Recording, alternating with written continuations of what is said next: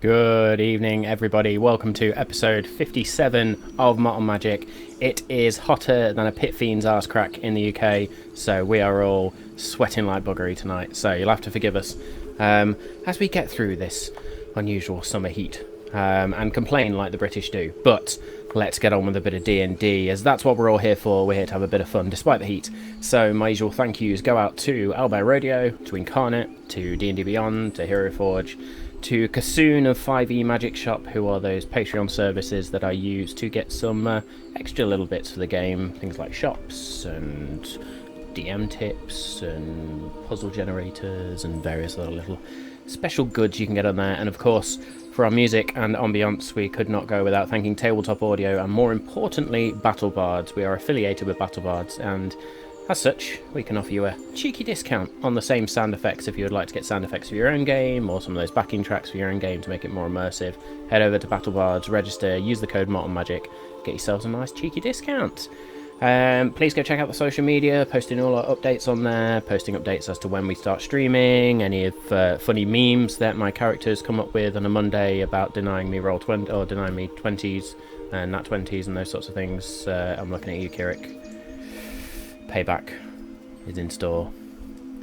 Anyway, moving on. So yeah, go check out Instagram, Twitter, YouTube as well. We're starting to do well. We've been doing some reels for the last couple of weeks, trying to get on board with the way the new algorithms work. We'll get there, bear with us. But still, yeah, go and follow us if you're not already. If you would like to listen to past episodes of Malt Magic, then you can go check out the podcast on your podcast platform of choice. There has been a slight delay this week, mainly because I have been super busy with a few other bits, but I will get the latest episode of the podcast out tonight after the show and make sure that's all tickety-boo. And then we're trying to get the Malt Magic and More episodes also uploaded so you can listen to the post-episode breakdown.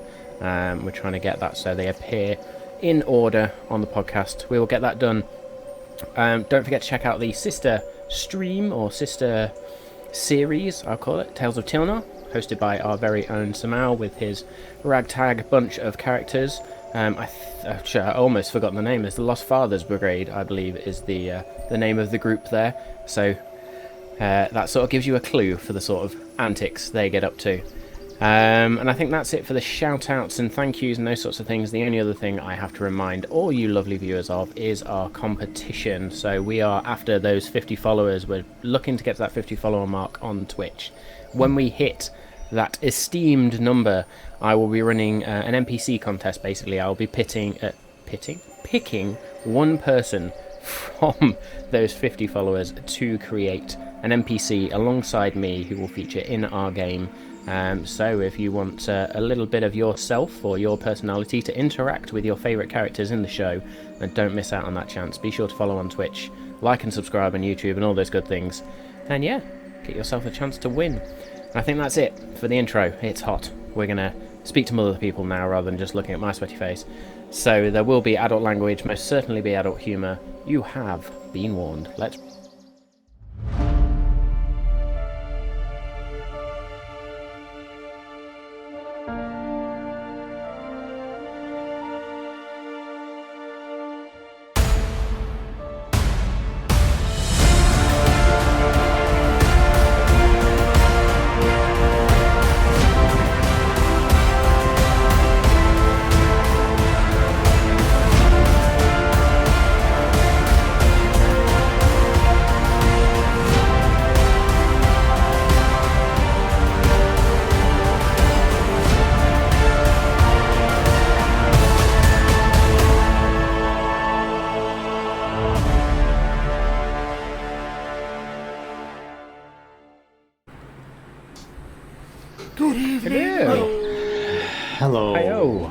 Cheers.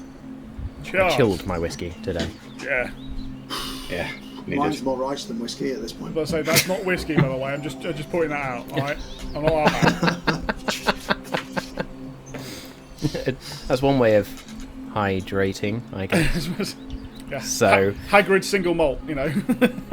Two highlights Before from we your get intro into- for me.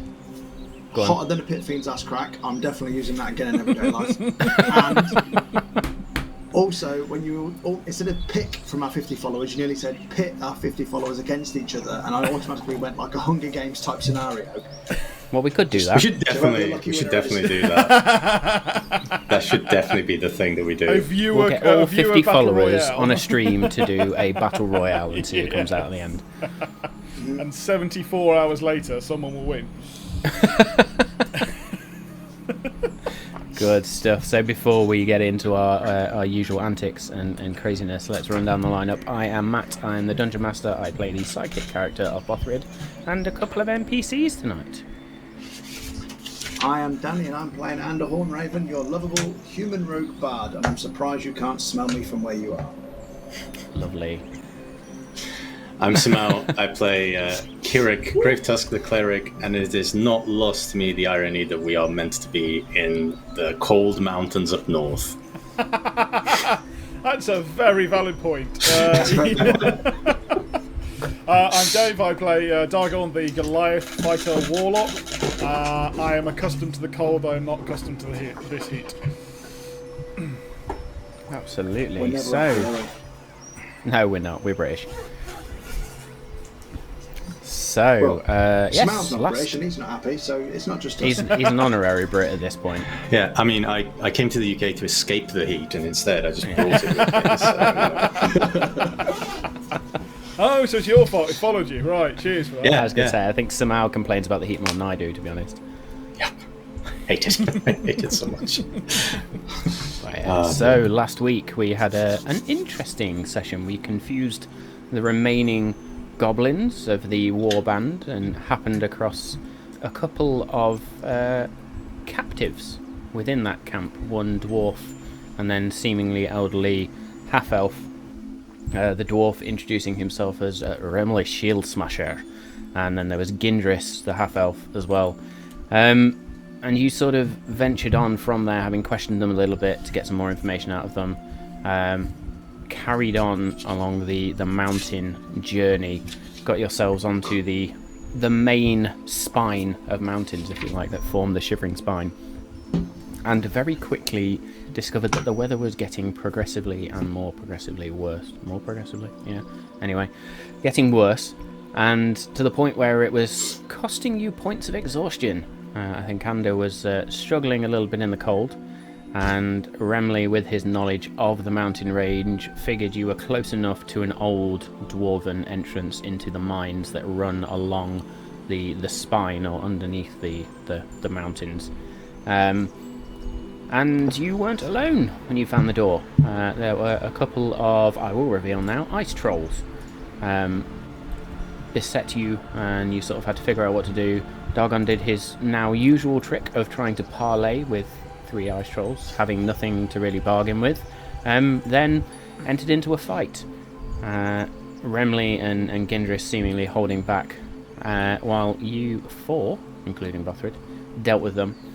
Having dealt with the trolls and then very quickly sort of running up to the door, it was a very sleepy sort of door, and you figured out the password, or Ander figured out the password, almost very, very flukily, and the door opened and you are now into the mine, or at least inside the entrance of this part of the mine. And this is where we begin tonight, sitting down. I believe we were taking a short rest or a long rest? Long rest, I think. Long rest. We were about to do a long rest, yeah. Yeah, I think we were about to, yeah. Rest. Probably a few things to happen before the long rest, if possible. Well, while we are here and thinking about it, what would you like to do on your long rest while I try and locate my notepad? Which I'll worry about in a bit. So, from last week, we ended up... The last thing I did was I handed out the spell scrolls, and Dagon could read 2, so I gave them to him, and Bothrid could read 1, and I gave it to him. So Dagon got Scroll of Friends and Scroll of Hellish Rebuke, and Bothrid got Scroll of Reincarnate. So that's only 4 left to just determine what they are. Which was which? Is Friends the cantrip? Yep. Yes. Yes. Cool, so that's that one there. A Friends is that one. First level then is the Hellish Rebuke. Hellish Rebuke. I have to customise the names to remember what my spell scrolls are. Otherwise I just forget. Yeah, I'm just putting the customised name in now. I was going to say that's ideally what you should be doing anyway, to be honest. Hellish Rebuke. I don't know why I didn't do that before, but I've done it now. So hey, there we go. So good. Okay, so let's get a bit of a watch order for this long rest. I'll take first. Okay. I will go last. I need lots of sleep, Makes please. it nice and easy. So, Exhausted Correct. twice. and then Ander last. We'll decide who we're waking up after Kirik's had his watch. So is anybody doing anything else before they bed down for the evening? Yeah, so looking how exhausted Ander is, and seeing that it's past the normal, if that makes sense, I will go up to him and just pop my hand on his shoulder.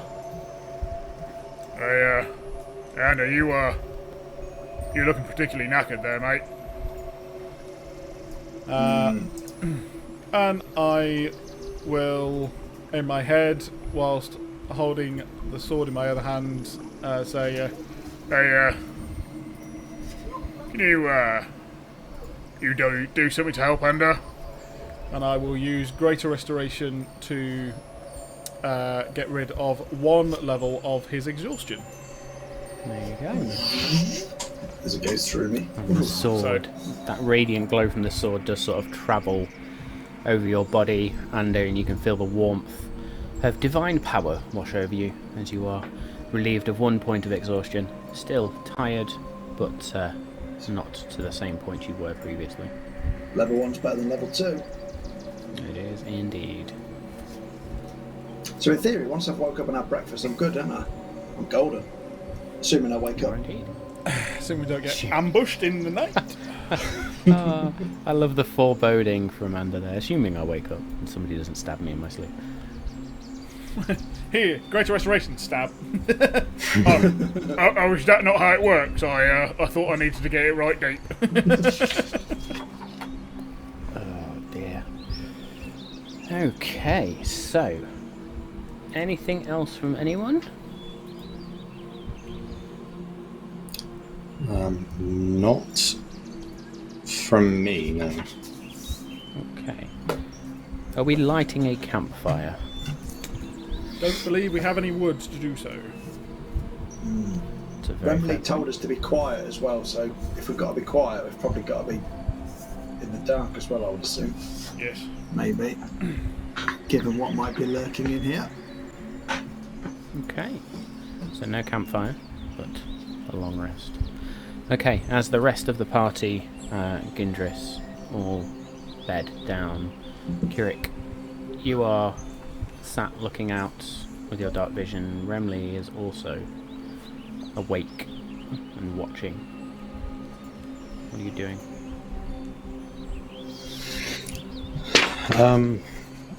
You said that Remley's here, right?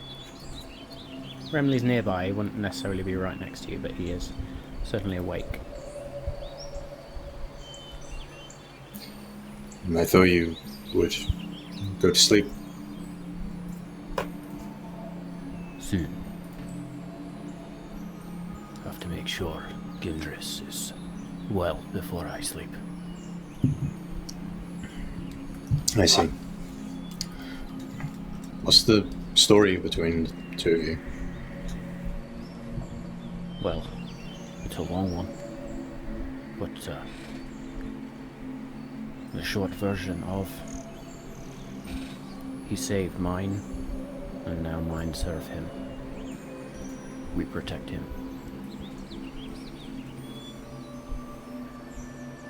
It's understandable. Why are you coming with us? So you wanted to... Well, I go where he goes, and he wishes to follow. Any idea why that might be the case? I have long given up trying to understand that man.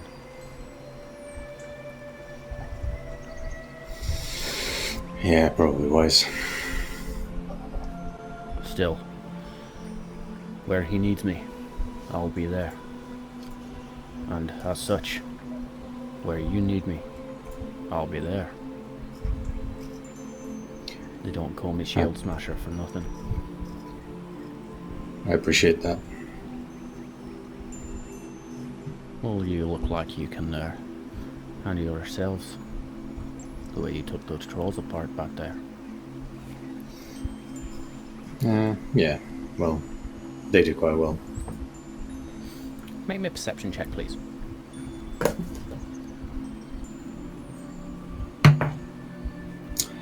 "19." So at that point you hear sort of a strange scraping sound and a dull thud against the door behind you. Oh. Scraping sound and a thud. Remley doesn't seem to notice. I think someone is on the other side of the door. You sure that no one's going to come in? Well, unless they know the password, then no. But if someone's up, then I can only assume it's well, whatever trolls were left, or whichever ones you didn't kill. Well, we'll just warn the others. Whoever stays on watch. Maybe we don't come back this way. Probably best. Have you thought about which way you wanna go? Not yet, but I'll have more information in the morning. Very well. Well, I'll leave you to your watch. Thank you. And Remley goes and sort of looks over Gindris, makes sure he's settled, makes sure he's comfy, lays sort of a fur over the top of him, although Gindris doesn't seem to be cold in any way. And then just sort of takes the shield off his back, places it down, and then just rests against the shield and sort of looks around for a second, then closes his eyes slowly.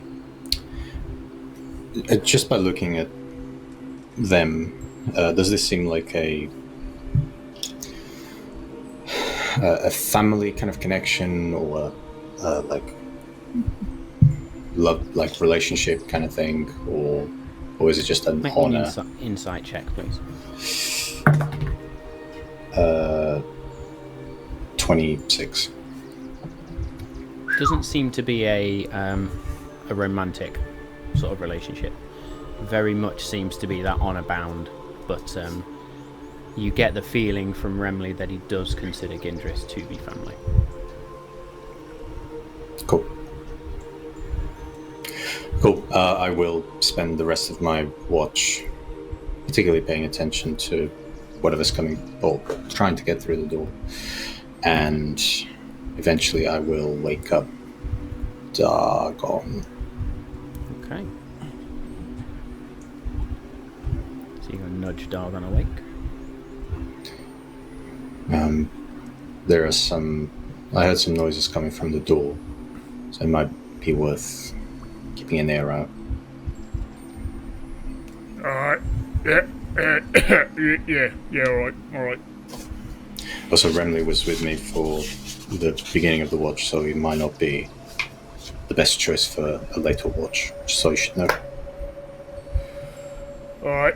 You think we can wait the other one?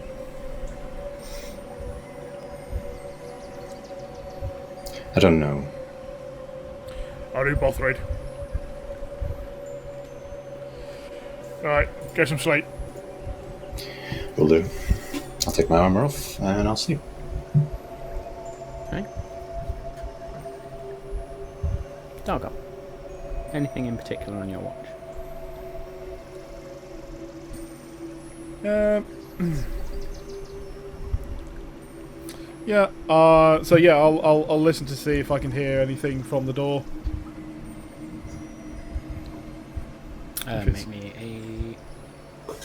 Make me a perception check, please. 13. Okay. You don't hear anything.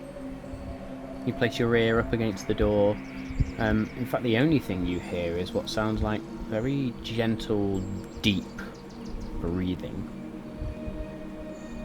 And low-pitched, sort of large lung-set breathing, if you understand what I mean. Sounds like the door's breathing, basically.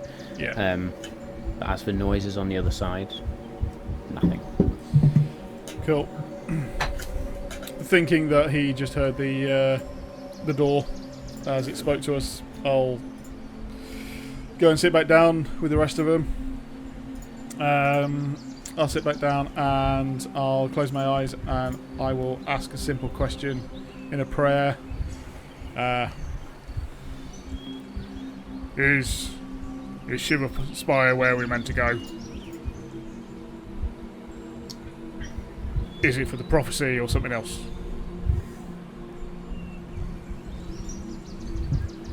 Are you using any particular ability to do that, or just your natural connection to your patron? Natural connection with the usual, holding the handle of Timiel's Wrath. Okay, I am going to ask you to make me a strength-based religion check. Just remind myself what my religion bonus is nothing, so it's just that one. So yeah, we've got a proficiency bonus in religion. I don't think so. It'll Nope. just be your strength modifier. It's an 11. 11. You reach out, and Timiel's Wrath sort of warms in your hand slightly. Don't get any words back. Just that sort of warmth from Timiel's Wrath. I take it as a comforting sign. I'm happy with that. That'll do me. It's comforting to you to know that she is still there. Yeah. And she is still with you. Yeah. As to whether that's an indication of you're on the right path or not, Yeah. for Dargon to decide, really. He'll take it as on the right path and knows that he's not always going to get a solid and straight answer. This is for us to work out. Just he's sort of really trying to just cover the boredom really for the 2 hours, so might as well ask a question. Okay. And as your watch is concluding, you see Gindris sort of sit up and stretch a little bit. He sort of looks around, looks at you. I think I shall take next watch. Let you all get some rest. All right. You mind waking Bothrid when you're done? Bothrid is the... Hobgoblin. Right. The one over there snoring. Yes. No. I will certainly do that. You'll get some rest. Cheers. Wake us if I anything think we comes will near. I think we will be fine for now. All right. I'll happily go to sleep. Okay. So you retreat back to your sort of bed area, if you like, and you fall asleep as Gindris just sort of stands in the middle of the group and just looks around. Doesn't seem to move. Hunched over, just sort of looks. As darkness sort of takes you and sleep takes you, the three of you begin to dream.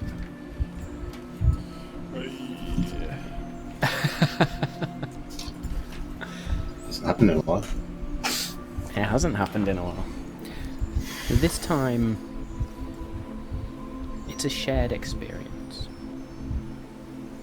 The three of you find yourself stood on the side or atop an icy mountain. ice spikes sort of grow out of the ground. Almost like icy stalagmites grow out of the ground all around you, and there is just this torrent of ice and snow ahead of you, seemingly blocking your path. And in the dream state, it almost draws back from where you are and raises up high into the sky, and you can see the shivering spine laid before you.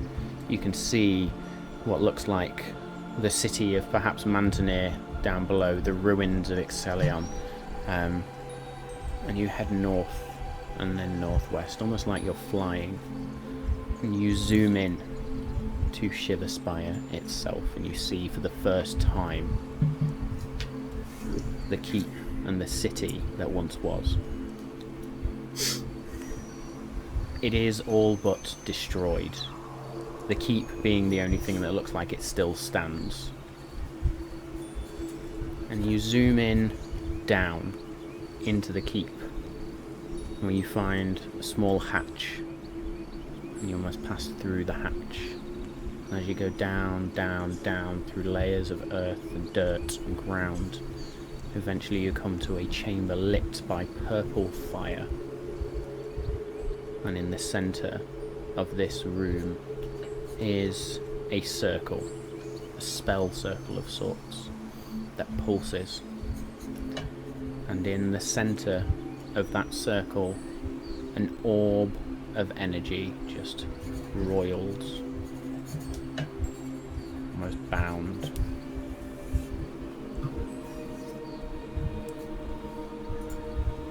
And you stay there for a few moments. There is then a flash of the seer's face, as you then stream back into an aerial view of Nylin, and a number of points seemingly begin to glow. Telma, Ironforge, what you think may be Mantinir, and one other location when I have to resort to my notes. Sorry, I thought I had that bound to memory, but apparently not. It's the heat, is what I'm going to blame there. Just to interrupt this nice dream we were all having.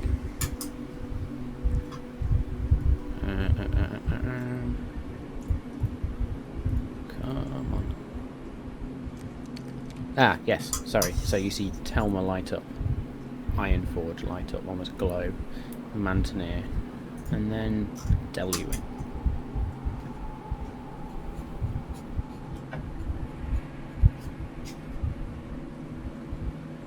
And then you are back into the icy mountain, and from the swirling torrent of ice and snow, a figure steps forward, a shadowy figure. And as they step forward, the figure changes and grows and enlarges. Two leathery wings fly out, and the shape of a dragon forms. And the dream ends.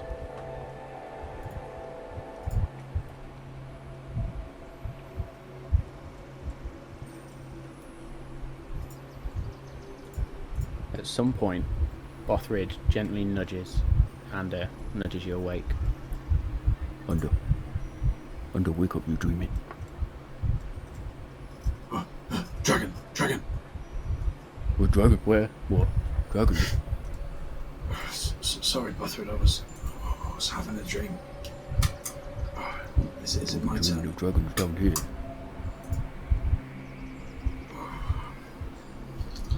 Let's hopefully that wasn't foreboding, but in my dreams it probably is. You threw a word. I'll tell you about it over breakfast. Okay.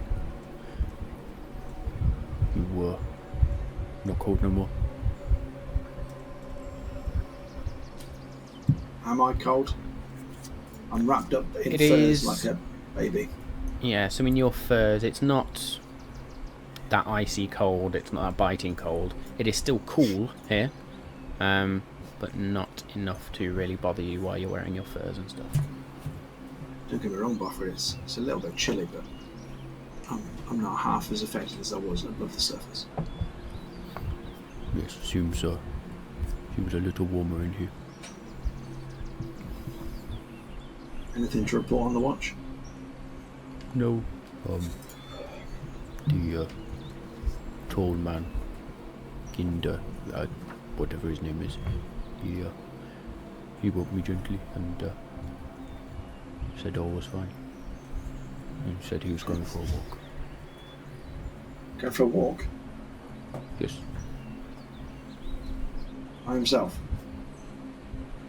Yes. At the same time, I was having a weird dream.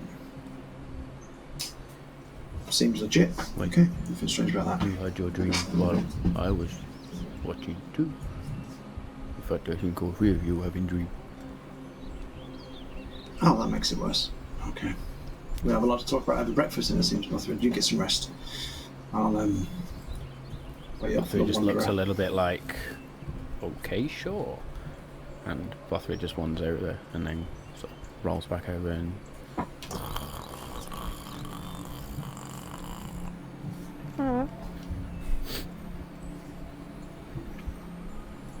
As your watch begins, anything you would like to do on your watch, Under?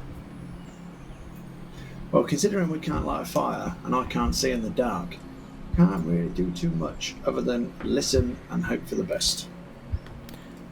Before Bothrid goes to sleep, and I was meant to do this, Bothrid places a hand on you once more and is going to cast Dark Vision. Ooh.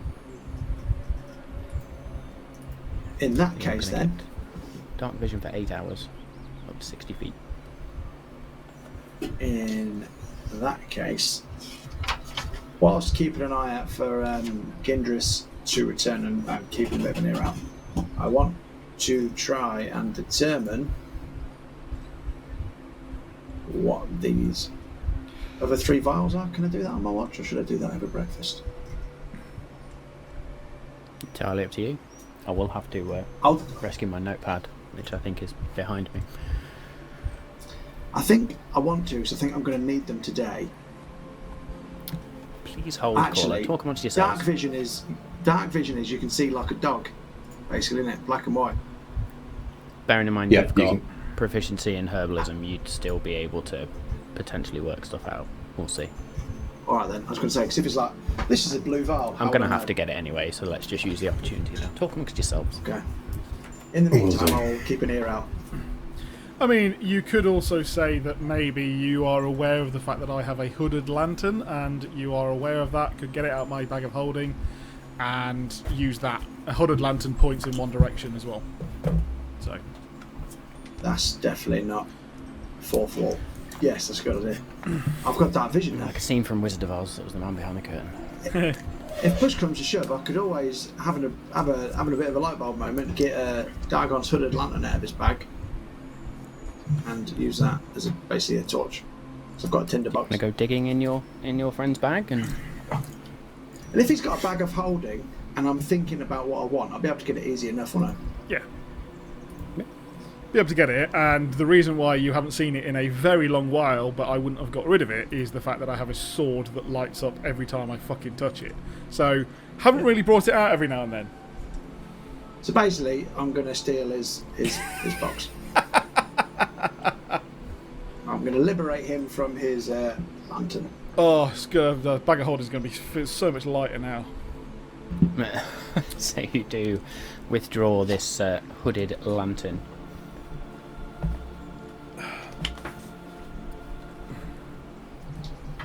So that'll help me see the light and hopefully help me identify. That's strange noises within the cave. Just. It's either my chair or my fan or anything. No, I think it was cars outside. But if you can my, hear me fan, viewers, you'll have to open deal window. with it because I'm sweating my bollocks off here.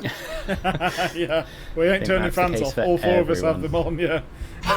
Yep. They ain't getting switched off. Okay.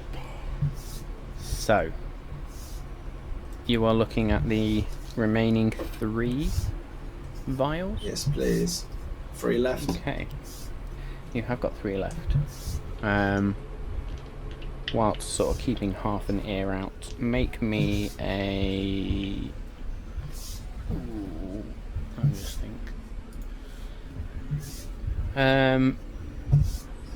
Yeah, make me a straight herbalism check, so just a d20 plus your proficiency modifier, please.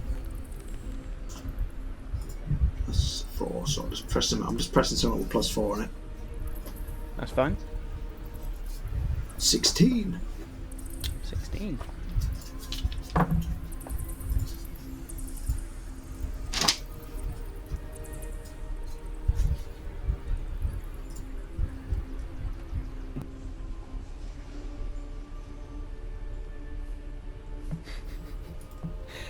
Oh, of course it would be. In fact, no, you've already identified that one. Ignore me. So, Not getting that one again, motherfucker. I have noted down there is they were all different vials. So, okay, which means this one is going to be when we get there. That one. Cool. So you notice that this one, sort of as you roll it around, looks very much like a beer-coloured sort of brew. And as you sort of take the lid off, give it a sniff, it smells very much like a sweet, sort of almost like a mead. And you realise that this itself is a potion of watchful rest. Ooh. Oh, fuck is it? I do not know. Sounds good though. I'll bet that gets rid of exhaustion points off the top of my head. Potion of watchful rest. You gain the following benefits for the next 8 hours. Magic can't put you to sleep, and you can remain awake during a long rest and still gain its benefits. Nice. So basically I could sleep like an elf. Yeah. Well, elves still have to sleep or go into a trance, but it's only for 4 hours as well. You can remain awake. That's pretty cool. Okay. I'm happy You about looking at that. the other 2? Yes, please. I'm on a roll. Okay, roll me another herbalism check, please.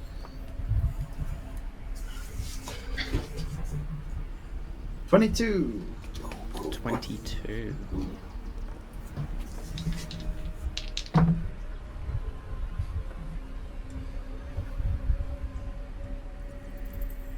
Potion of immortality.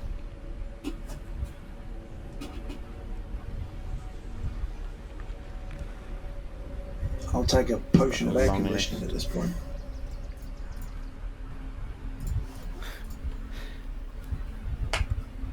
This purplish liquid in this vial, as you bring the light to it, it seems to glow. And you pop the lid off, and it smells very much like sugar and plums. One could say sugar plums. However, it looks very... it's almost got the consistency of mud. Even though it's this glowing purple, it's that thick, sort of very viscous liquid. And it's one you've certainly heard of, but one you've never made yourself. One you've actually never come across being made, although you have read about it. This is a potion of maximum power. Oh, You and your fucking rolls today. Man. Whoa. The first time you cast a damage-dealing spell of 4th level or lower within 1 minute after drinking the potion, instead of rolling dice to determine the damage dealt, you can instead use the highest number possible for each die. What's your most powerful 4th level, Samal? Inflict Probably wounds. yeah, inflict, probably inflict wounds. yeah, I know who I'm giving that one to. You have got to put Path of the Grave on yourself. yourself before you use that to hope to get a natural 20. Okay, and the final vial. Actually, no, sorry, Path of the Another Grave, check. and then you need Guiding Bolt before that, actually. 20. 20. Yeah, that's all of them identified today.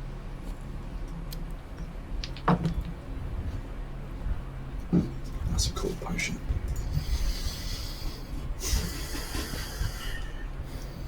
The next one you take out is this sort of sticky, black, thick, heavy liquid. However, as you sort of turn it, despite the viscosity, it seems to pour very quickly from either side. There's enough sort of this liquid, it looks like it can probably cover at least one of you or somebody smaller. And you realise that this is a potion or a vial containing the oil of slipperiness, which is basically lube. I was about to say pun incoming.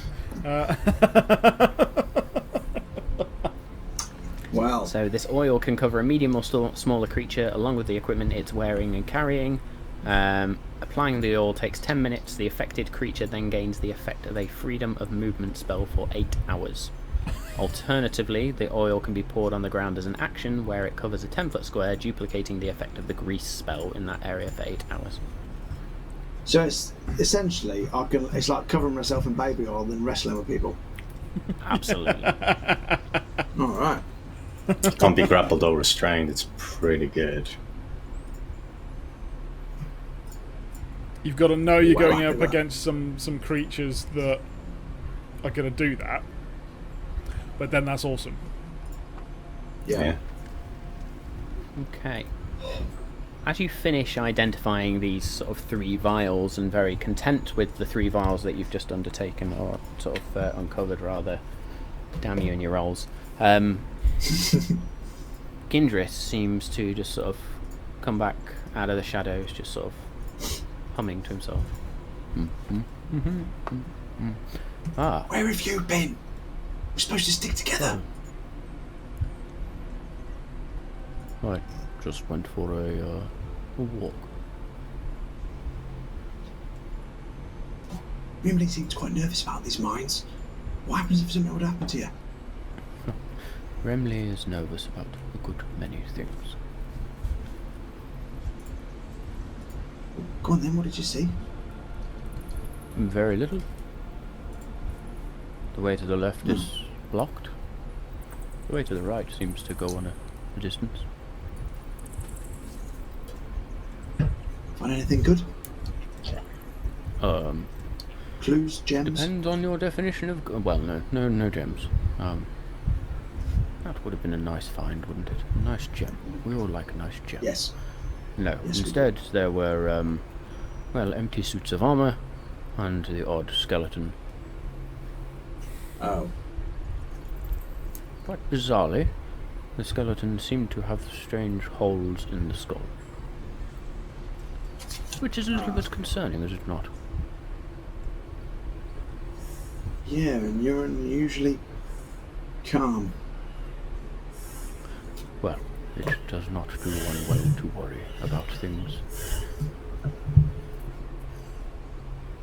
Okay then, I'll worry for both of us.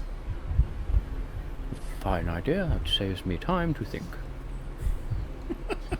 Can you think about putting breakfast on while I wake the others up? Well, cooking, I've not done that in a long while. Well, no, Remley said no fires, so perhaps we should just eat what we Never mind, what I'll we wake have. Buffett up, he'll sort it out. Very good, Anyway. very good. I'll go wake up the gang. okay. And as you wake up the gang, unfortunately Bothrid has no more snacks left, I don't believe. So instead... Oh, no, ignore me. Bothrid has all 4 left. So he's going to give 1 to each of you and eat 1... In fact, no, he will give his final one over to Remley, who in turn hands it over to Gindris. Gindris takes 1 look, sniffs it, hangs it back to Remley. Remley shrugs, tucks in. So you are going to gain temporary hit points equal to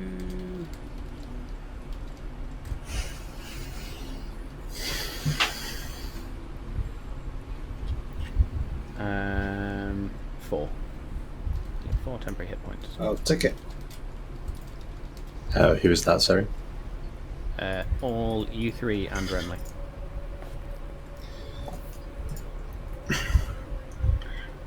Four temporary hit points. Great. Mm-hmm.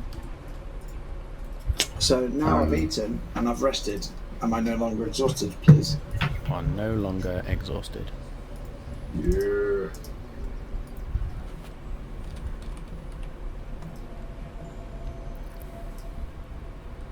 Back in business, y'all. As you all sit and eat, Remley, sorry, not Remley, Gindris looks around. Well, did we all sleep well? Ready for the next part of the journey. I must admit, I did have a weird dream. Oh, dream? How delightful. What did you dream about? Well, my dreams tend to either show me something horrible that happened in the past or show me something horrible that might happen in my future. So it certainly wasn't a nice dream, but essentially it was like I was flying over an island and I zoomed in and landed in Shiverspire, went into the castle, the keep. And then you went down. Into a hatch, yes. Yeah. And you saw a magic circle with an orb in the centre. And then you yes, saw, with purple flame. And then you saw the that ethereal bird, Sia. That's her name. Yes, and then we zoomed back up, and parts of Narling were glowing. Was I talking in my sleep? Telner, whatever it's called. Ironforge, yes. Mantineer. River's End. Deluin. That's the badger. Yeah. and then we saw a dragon. Well, this is freaking out. So was I talking in my sleep, or did we all have the same dream? I believe we all had the same I dreamt it, mate. I thought I'd said a little prayer at night and was sort of wondering whether I'd got a response. But yeah, all right, just a bit. So if we try and unpack that a little bit, does that mean we shouldn't go to Shiverspire and we should go to Mantineer if it's glowy and that's where the seer told us to go in our dream? Reminds us, DM, in our over map view, sorry, there was Deluin, Ironforge, Telner, and was Mantineer. And Mantineer. So Shiverspire wasn't on that, but we did see we did see an orb there. So, did that orb bear any resemblance to the Soulforge? Oh, good question. No. Where the Soulforge was sort of this solid ruby-like orb, this itself was almost looked like one of the arcane storms, but just contained within this circular like form. The orbs in Zepinir's underground layer in Ascalion.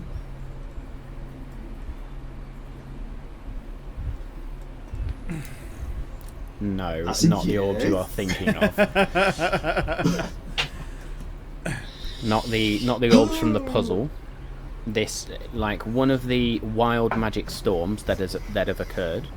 It was like that power, but just contained in this circular form. Did it also look like anything like the circle that revived Zapinir? Oh, good question. It would have looked similar, as all spell circles seem to look very similar. Make me an Arcana check, please.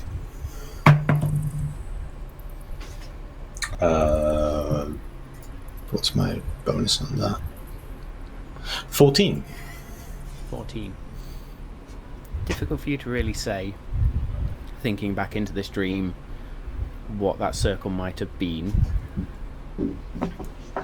Didn't look like any form of circle you've seen before. Cool.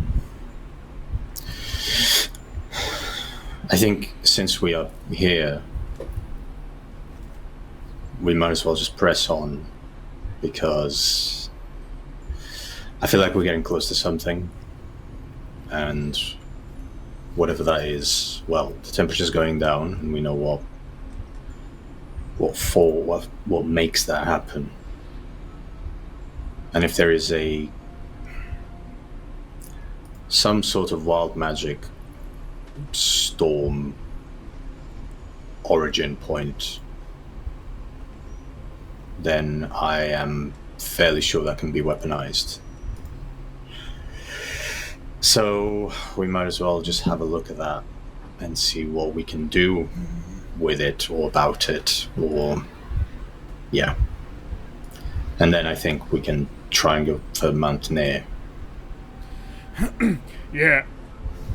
I think that's good. I think that's right. I think if we go to Mountaineer and we find second, we go there second, and we find that there's a part of the prophecy that would make me think that the last prophecy is in Deluin. Because we have done two so far. And if we find the third one there, then that would make us pretty certain that it's Deluin is our last port of call. But the seer definitely had some sort of connection to what's down here in Shiverspire. So I don't think we can ignore it. Plus we might be able to travel to Mountaineer quicker than usual.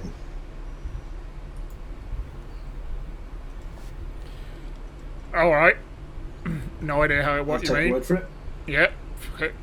Yeah, fine. And it just so happens that our last stop might be Deluit, where you get to build your temple, so it'll be a happy ending for us all. Just out of the cuff, I'll just kind of turn to, after I say that, I'm just going to turn to Remley and say, you know someone that's died in Mountaineers within the past year, right? Remley's going to look at you and... What? Come on, let's just normal breakfast conversation. Answer the man's question.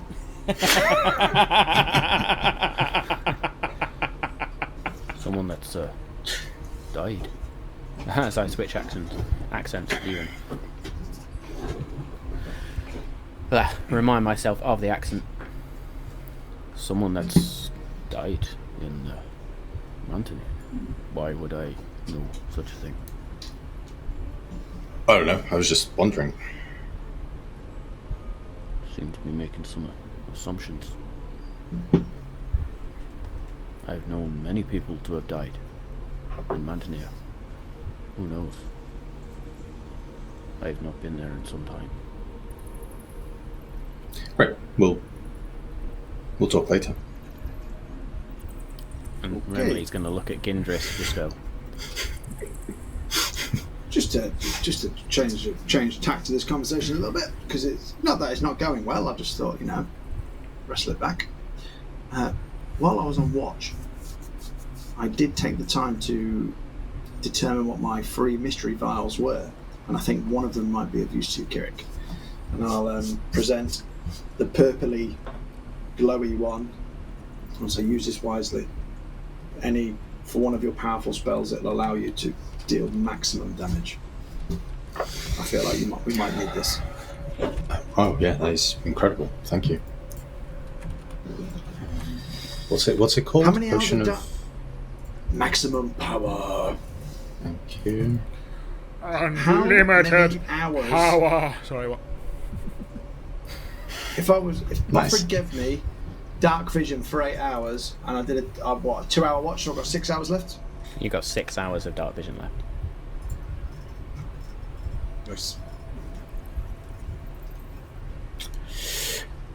After we finish breakfast, I will kind of find a quiet corner, and I will begin kind of the preparations of lighting up incense, and then I'll remember that that's probably a bad idea. So I will just kind of close my eyes and try to enter in a meditative state, and I will spend 10 minutes to ritual cast Commune. Okay. Nice.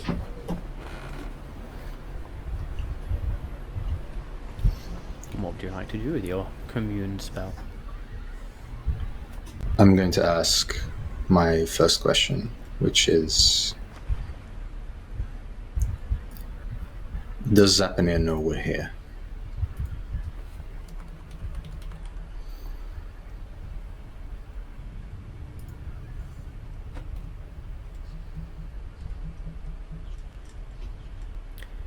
You don't need to roll anything.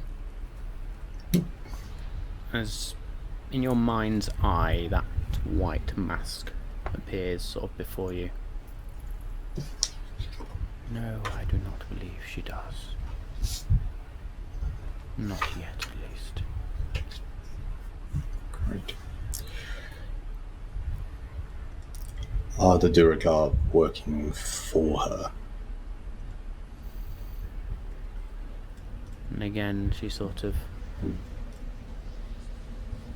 looks at you, and that the eyes, although you can't see them, seem to peer into your very soul. The Duergar are working for something, but I don't think it is her. I do not sense her spirit, or lack of.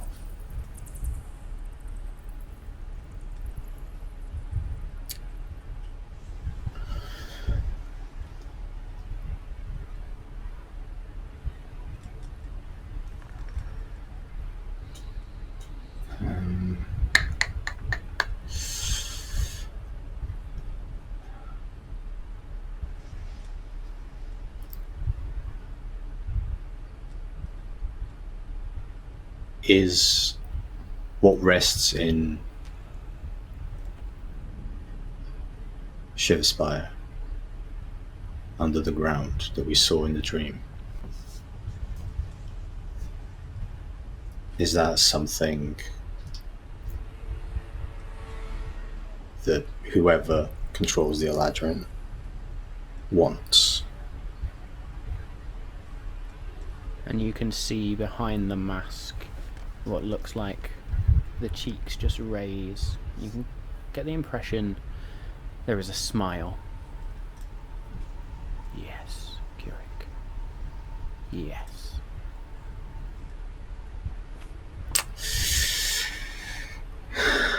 Well, we will take care of it then.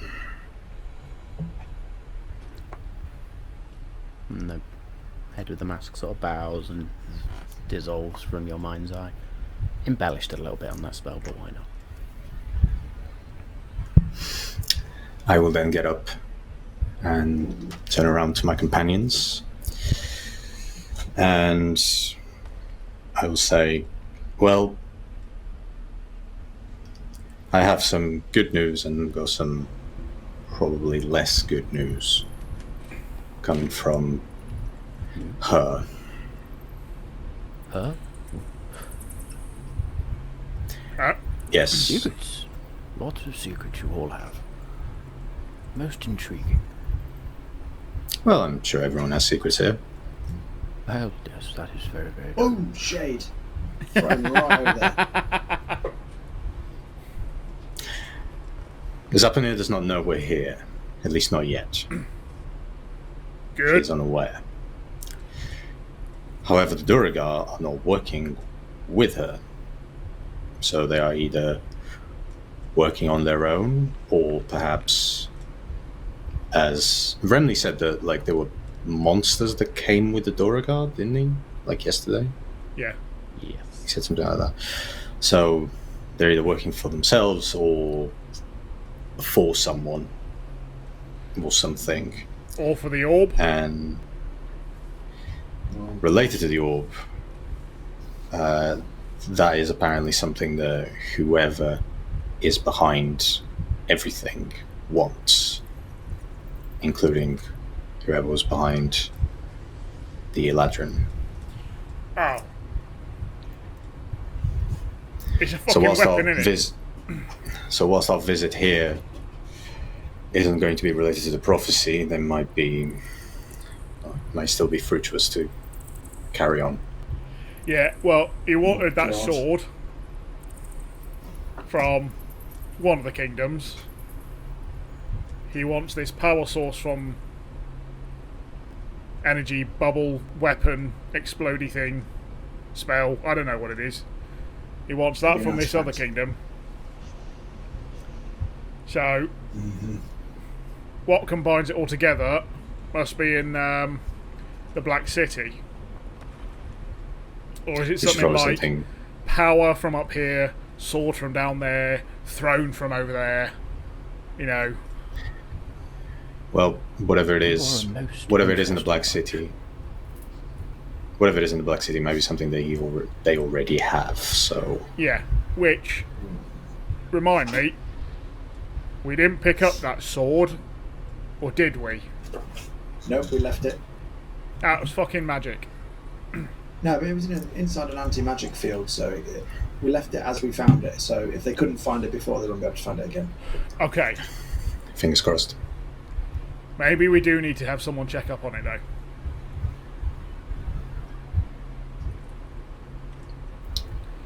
Maybe. Who? Well, we're gonna have to go. Lion Boy. We're gonna have to go back to the. We're gonna have to go back to the Feywild at some point. Yeah, we can check on it when I nip in to visit my mother-in-law. True. Yeah, it's only 6 months away now. Am I married? Oh, I don't know if we've got enough time for that story. Yeah, trust me. Trust me, if you think that these are going to be some mind games down here, that is one like puzzle quest maze of a question. That. Yeah. Well, it seems there are many questions I would like to have about answered. myself. Oh, I like this game. What would you I, like to know? however, say we need to get the hell on with it. Well, I We can tell walk and you, talk. you and I, we can walk and talk. Yes, yes. Emily, you go ahead with our giant friend here and, well, let me have a chat with our human friend. Just keep it down here, alright? Now, As we are getting ready, I will cast a 4th level aid. what Now we're talking. Let's get temporary hit points. let's get the 3 of us. So plus 15. Nice. Plus 15. Lots of hit points. Oh, look at that, it's lovely. Oh, yeah, it's lovely. 121 plus stuff, I but just need an extra 6. I don't mind. I don't and then mind I can about the get to 10 100. hit points. So Anders on 90. 94. Yeah. So got the 4 from Bufford. Yeah, I'm leaving it as our standards, not the temps. I'm almost on Bothrid numbers. This is crazy. My standard hit points are 75. I'm just on a gentle 161. If, or yeah, 165. if I cast 8 at 6th level, I can get you to 100, but that's also the only 6th level I have. So I'm not going to do that. So are you thinking my 90 is my base or 90 with 8? No, it's 90 with 8, right? Because your base is 75. Well, I'm 94 because Bufford gave us 4 at breakfast. Yeah. Yep. True. So 94. Oh yeah, I need to cast that, so I need to scratch that off. And then we'll just keep walking, I guess. Hopefully that'll last us quite a while. Presumably, as it's the next dawn, I've also got the 2 charges back on Timiel's Wrath. Absolutely. Your hand axe will also have recharged, I believe. Yeah. Oh yeah, there we go. I did use it. Hey, look at It's a Good damage stuff. dealing spell. Okay. So, you have a choice now. As the minecart track before you splits. Goes left, goes right. Which way are we Ooh. going? my good friend Gindris here told me that when he was on his watch, he noticed that the path to the left was blocked. So it appears we can only go right. Isn't that right, good friend Gindris? Well, yes, it is. I would have rather you'd kept my antics a little quieter. As Remley turns around and sort of says, Antics? What antics? Don't worry, I was escorting him the whole time. He was perfectly safe. I'm blocked Indeed he by was. a collapsed tunnel or something else. Yes, very much so. It seems that whoever was here before, well, the supports that hold the tunnel up, they're collapsing. And, well, there's not really much sense in trying to get through. Oh well, if there's no chance, if there was a chance, I was going to say let's give it a whirl, but looks like we're going right. There were some Yeah, interesting tell them what you skeletons saw. down there. Yeah. Oh, Yes. oh, right. Down. Yes. Were they like destroyed by the cave-in? Well, some were, and then there were a couple with strange holes in the skull. It's a most bizarre thing. Have you seen What, this before? Like one ear and like one ear. Is this one always this stupid? and he looks at Ander. I'm afraid so. What? A valid question. I shall Come leave the on. intelligent conversation to you then. No, my giant friend, there were holes in either the sides or the backs, not through the eye sockets, but actual holes through the skull itself. How big were these holes?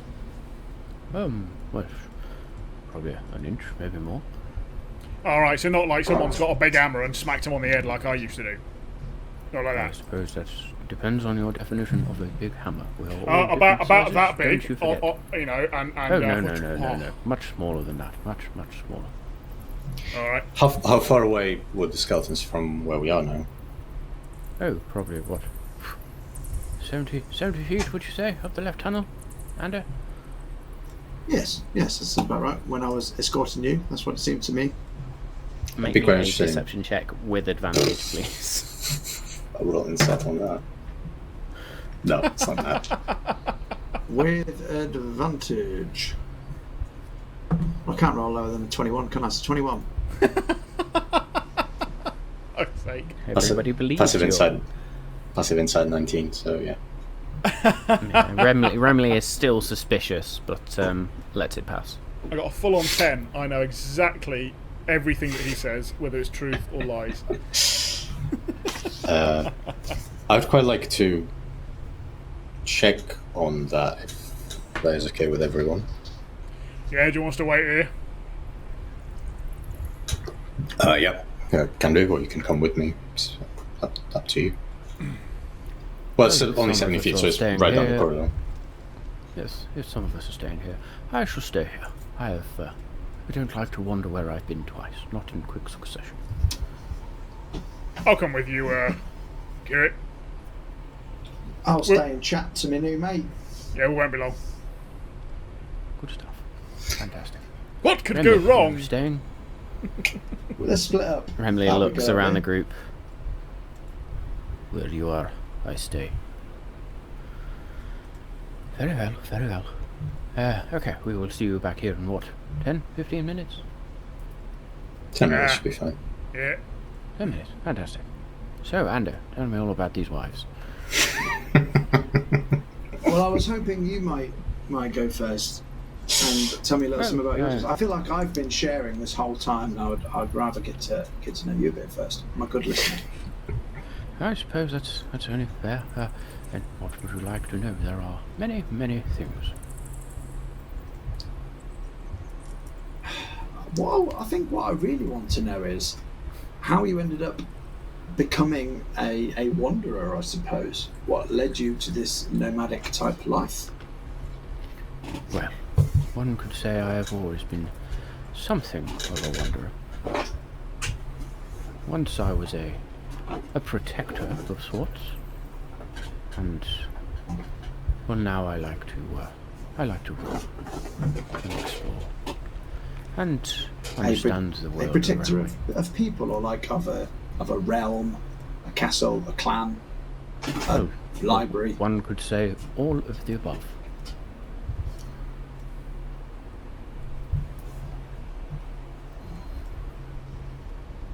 Right, what I'm not very good at is reading between the lines, so I'm going to have to be spoon-fed with what you're telling me, really. When you say... all of those things you just said, I was.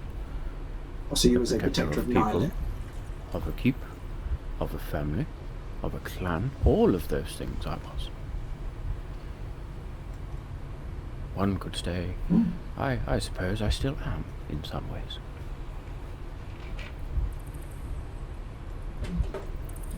What family? I mean, the only elven families I know of are River's End and Delaware.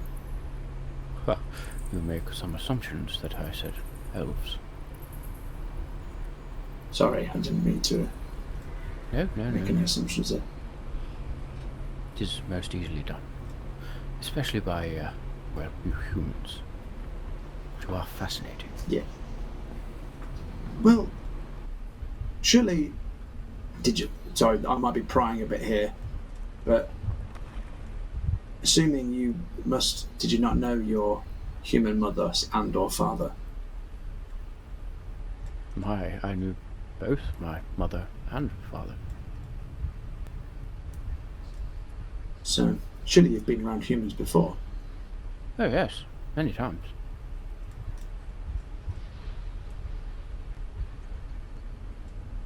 Oh, it's fucking tough enough to crack you. Where was your family? Where was your best? Are you from Nyland, or have you found yourself here like I have? Oh no, I've been here my whole life. Where did you grow up? Well, places have changed. Many names, but I suppose one could say I'm from, well, these mountains. Okay. So did you know Shiverspire before it fell? Yes, I knew of Shiverspire before it fell. It was once a great city, a great kingdom.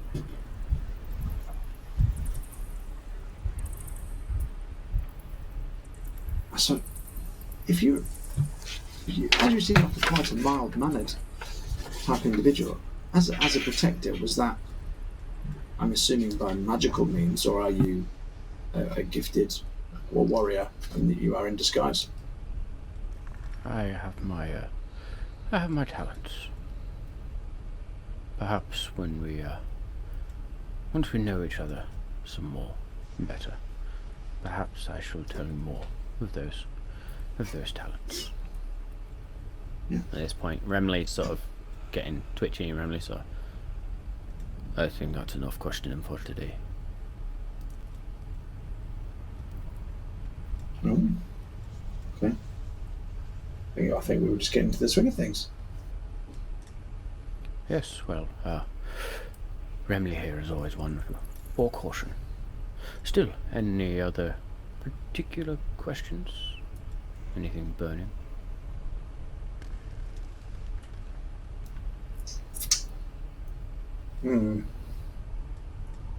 What do you know? Considering you've been around the bush and you seem like a man who likes to gather knowledge. What do you potentially know of the Brother Kings as it pertains to? I heard one of them isn't dead and is just in hiding. What you say about this conspiracy? Well, it's a fine theory. I would like to see the proof. One of them is most certainly dead. And I suppose, well, the other two. No, one of them, I do know what, now I think about it. There was always one that was unknown. Nobody really knew. Perhaps he still lives. He'd be very old. Which one was that? Well, the only one that well, it's been a long time since I was amongst people who know, but the only one who was an enigma of sorts, was the one who went into the Feywild. That's who I had my money on as well. If the theory was to be correct. Yeah. Yes. Obviously the true heir, as it is said, he was, but he did cause all this, I guess. His death, at least. Yeah. Bit of a troubled past, but we're here to fix it now, so we do what we Oh, can. you're here to fix this, are you? Fantastic. And how do you plan to do that? Oh, well, in terms of a plan, not to give too much away, I don't want to spoil it for you, but you might have heard us talking about the prophecy over breakfast. Oh, yes. We think that if we discover what that is, it may give us a clue or tell us how to free Nylin from the suspended state that it's in. Interesting. There have been many prophecies. Do you know? I have never heard of a prophecy being a set of instructions, but still, who knows? All these psychics are very strange. If you know of the prophecies, do you know where any of the pieces may be? I said I knew of prophecies, not of this particular one. I have absolutely no idea. Ah. Now still, you were going to tell me about these wives. Yes. I used to pick a number. I've got 4 ex-wives. 4? Well, we have been busy. Well, let's start at the beginning, shall we? Oh, my first wife. Well, Yes. I have to say that I don't really want you to judge me for this because I have had quite a checkered past. I'm obviously on an honourable road now, and I'm an upstanding member of the community. But in my past, I was led astray, and I was a bit of a wayward soul. But I am proud to say I married my first wife for love. It's quite hard to talk about, really. She was a beautiful tiefling woman, purple skin. I mean, the things she could do with that tail, but I don't think that's the right time of day to talk about that sort of stuff. So, and you're a respectable man, so I'll leave that for another time. There is a very deep, low chuckle that emanates from Gindris with that. Do continue. So But she why was- did she she become was the- an ex? Unfortunately, she died. Oh. Very, And very sorry to hear be honest, I vowed never to feel that way again. So I vowed never to marry for love or fall in love again. And then a little tear rolled down his cheek. It's not sweat, viewers; it's tears. And if I might ask, how did your beloved pass? She was murdered. This is a very sorry state of affairs. You have known true heartbreak. A few times over. Well, very interesting, Randa. You are both an honest soul and a conundrum all in one. I'll be honest with you. My I don't deepest know sympathies. why. I don't know why I told you that. I haven't even told my friends that story. Sometimes we just need to, well, get things off our chests. But I thank you for telling me this, Randa. I will hold your secret Thank you. until you are ready. And I'll look at the dwarf. Make sure he's going to keep his mouth shut. Remley's just been sort of looking off in the distance and then turns and looks at you. What? Thanks for joining us on our heartfelt journey we just went through there, Remley. Appreciate it. Well, you all get touchy-feely. Let's just get out of these mines. They should be back by now. And as you say this, we roll back time for little bits as Kirik and Dargon, you make your way up the left-hand path, or the left-hand track of this sort of cabin. Carry on. Dargon, there's something that's been... Yep. There's something that's been concerning me.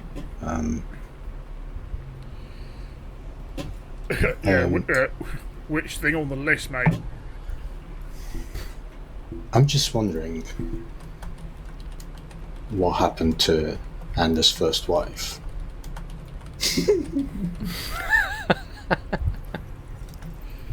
Yeah. He's been married a lot of times, Yeah. and whilst I don't really understand how that works, what do you think happened? That's a tough question, really. I mean, I've never really thought of him as the marriage type. I'm gonna lie. I kind of thought that he was, especially as the fact that we know that he was brought up by Thea Godden now. I've known that for a while. I haven't really caught up with what happened in the middle. Do you wonder whether he Feels kind a of... bit... Yeah, well, do you think he kind of like, you know, for want of a better word, jumped on a woman because he kind of lost that sort of, you know, guidance, had a bit of fun, and then sort of booked it, fact up, you know. Oh, you're here, Buthrid. No. Hi. Bothrid has just been following silently behind. Okay, no. You know, and sort of legged it. Maybe was like, oh, don't like this, and just ran off. He did say he had a couple of... I don't know... understand what is jump on woman, as in like lay them down and jump on them. Well, I kind of meant like having a relationship with them, but kind of don't know if Anders deep enough to do that. I don't mean that in a detrimental way. Some people just don't like it. So it's interesting. He talked about the fact that he did it for personal gain at times. That makes sense. I have no problem with that with him. So maybe that was the first one. I don't know. You know, we did hear that, and I kind of feels in line. Do we not just take wives to raise strong warriors? Yeah, humans are a bit weirder than that. I do. I certainly did. Whew. Yeah, I did. My parents, we are, well, I was all about the war, or the wars, and the warriors. When we, well, wives is a strange concept, but we took women, we made warriors, we moved on. Yeah, I mean, okay, sounds like Ander would have fitted in with you guys then, from our understanding. Mine on anyway. But no, I mean, as much as we're warring culture, we do have our family, and we do. Well, to be honest, you'd be just as good fighting next to, well, would have been next to my wife as me. They're fierce in combat. They're even fiercer when you're trying to rule and they're next to you. Trust me, you suddenly find that whatever they want to do is what you end up doing. But yeah. Like, You had wife? breakfast or... I did have wife, Bothrid, yeah. Did have a wife. Yeah. Yeah, and a little girl. Past times, anyway. Past times. So, yeah, I mean, I honestly, Kirik, I don't really know. What did you think? I don't know, but whatever it is, I'm sure when he's ready, we'll be the first people that he tells about. Yeah, I just think that we're all real busy at the moment, walking through, doing all this lot. It's not really the time to be talking about it, is it? That's true. That's true. Yeah. It's as this conversation is going on that, Kirik, as you sort of turned and you sort of, that's true, that's true, you trip slightly and you look down and you see what looks like a dwarven skeleton. Mm-hmm. Oh, rest in pieces. Jesus. Any holes on the skull? Make me an investigation check, please.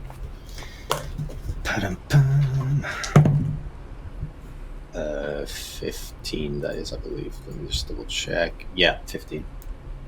Okay. With a 15, there is a singular hole on the side of the skull. I'm trying really hard not to do the Starship Troopers thing. Yeah. Oh, I haven't seen that movie in years. I've got to watch that. They sucked his brains out. Does it look like something I would know? Does this look like a weapon that was used to pierce a skull, or I'm going to say make me a... Let me think about this. Make me either a medicine or survival check, please. I will take survival. I assume it's hucking darts down here. Oh yeah, there's no light apart from where the light That is a dirty 20 a dirty 20 on medicine. Sure, they're both the same modifier. You would not recognise it as any weapon that you would be familiar with. It does, however, look like something has pierced into the skull in some way. Cool.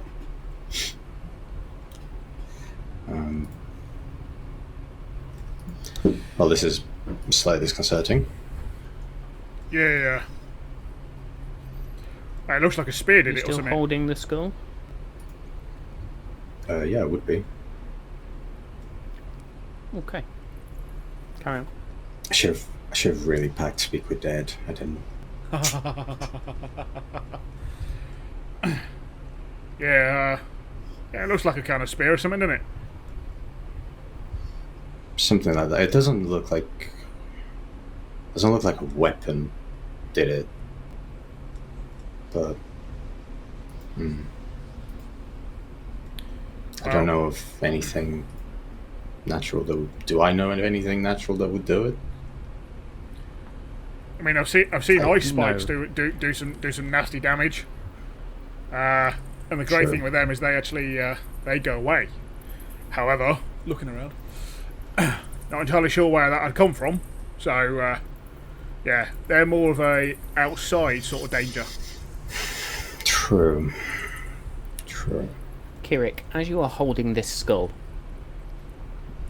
and sort of inspecting the hole, and you turn and you're speaking about this with Dargon, all of a sudden the skull itself just splits apart. And in your hand is this tiny brain-like thing with 4 legs sticking out that now stands in your hand. And as it stands in your hand, I need you to make me an intelligence saving throw, please. Bye, Kirik. I don't want to.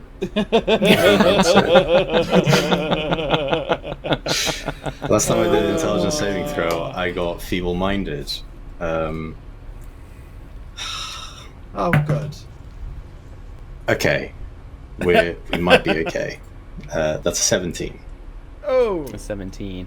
You are fine, as there is this almost psychic-like lance that shoots into your brain, and as that happens, you sort of drop the creature and clutch your hand as you shake it off. Fine. I need everybody in this area to roll initiative, please. oh. Boy. 18. Shit. That was actually a right roll. That was the best initiative roll you've ever done. Yeah. 21 for Bothrid. 21 as well. 21. Still the last. 18. Literally. Okay. So I had a feeling this was happening.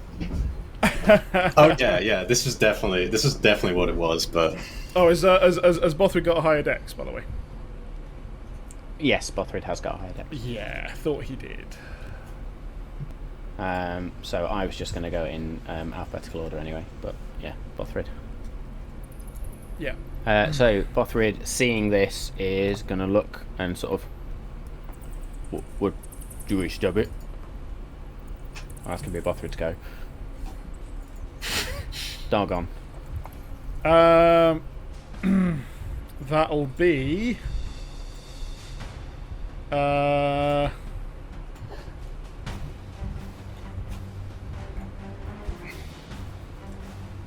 Armor of Agathis. Okay. At second level. Easy shield forms around you. Just see if I can do anything smashing here. Cast a spell. I have cast a spell, but I will. I will use my bonus action to rally Kirik.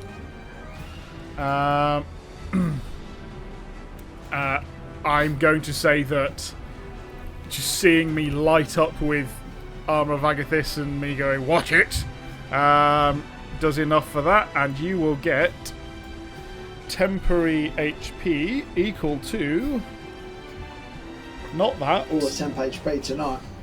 I was going to say. it's gonna over 3. Yeah. 3 more. Temporary speed HP doesn't stack, I don't think. Don't think so. Then you don't get that. I'll take off the Bothrid ones from my character sheet then. Where'd you get more from? Aid. I got 4 from Bothrid and 15 from you. No, they do. 15, aid is not temporary HP. Aid puts your modifier. It's HP actual up by 15. Yeah. twat. It's not like we've done it loads of times before. So if I got 10 temporary HP from Armor of Agathis, that means I have 10, not 14. Is that right? Yep. Fine. Well, you don't get that, but lesson learned. I've still done it. Cool. Words of advice, at least. You were there. And just going to double check then if it does anything else. Nah, it literally gives you those 10 HP. Cool. Yeah, temporary hit points never stack. Right. Do I get to choose if I keep the 4 or does it replace with the 3? I think it replaces it. Let me Cool. just- I'll You split the stitched 3 them then. up, Dargon. I have. That extra one's going to make all the difference in a minute. If I'm all not good. also standing Oh, next no, to Kirik, sorry. You can replace them with a higher amount if you wish to. Cool. That also Before means then. your Armor of Agathis, Dargon, is going to replace the 4 temporary hit points from Yes. Bothrid if you So, wish. yes, so I've now got 10 instead of 4. And yeah, if I'm not standing next to Kirik, I'm going to stand next to him. Okay, so this is all happening in sort of a very small area. Yeah. This creature is tiny. Kirik, it is then your go. I react almost as a reaction. I'll just shoot Sacred Flame at it. I'll just open my hand and call upon Flame to it. It needs to make a dexterity saving throw. 19. Holy shit! It saves. Yeah, I just did that as well. Can I also say, that's not good. is it as a free action to take my sword out at the end of my round? Sorry. Yeah, it's fine. Yeah. Yeah, that's gonna be my turn. That was a great round, Yeah. guys. That was smashing. Yeah, it was awesome. It was awesome. As this little brain-like creature is then going to turn to you, Dargon, and I need you to... Oh no, we're going to have some claw attacks first. It's going to reach out and try and slash at you with a good. claw. That is going to miss with an 8, and then I need you to make me an intelligence saving throw, please. Go on. You can do it. You've got this. What's your intelligence save? Natural That's 20. an at 20. Yes! 20. Again, you feel this psychic God. lance of energy just sort of beam into your brain, but you shake it off and nothing else happens. And there's just this strange series of sort of squeaks and clicks that comes from this creature, as then we're around to Bothrid. Bothrid is then going to... Okay, so smash. And is Would we going hear to the take... clicks and squeaks from where we are when we're having our No, chat? but what you would... Maybe a perception check. I think... Oh, God, I can't remember how much light you get off this thing. 25. 25. You hear something and a whoosh of a sacred flame spell going off, and then you see the sort of brilliance as Timiel's Wrath is clearly lighting up the cavern. You see now, all the way down that end, you can see the three of them surrounding something. You can't see it, but it looks like Bothrid is just about to now smack it as he has pulled out the vicious great club he has and is going to roll to hit. That is an unnatural 20 to hit, which will hit. And then that's going to be... Ugh, fucking hell, Bothrid. 6 points of bludgeoning damage. That's right, it's only small. Let me just double check on that. Vicious Great Club. Dargon has said that before. Hey! Yeah. So Bothrid does just slam down, and as he slams down, it sort of catches the side of the creature, and the creature just sort of, as the Great Club just sort of takes a chunk of brain and splats it across to the side. Bothrid's going to try that again.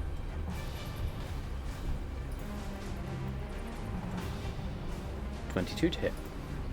Hey! With another 9 points of damage. As he slams into this time, the brain actually squishes slightly. You can see the legs sort of splatter out from underneath it. Dargon. That'll be 2 attacks with Timiel's Wrath.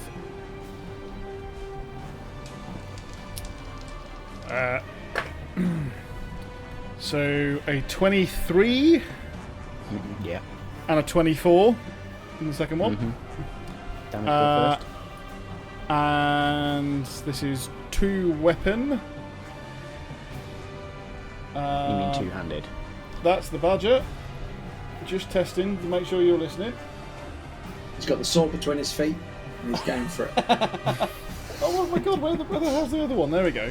Saw it. Oh, it's there. There it is. Sorry, I was like, what the hell's going on? Right. And this is not a fiend. I don't know,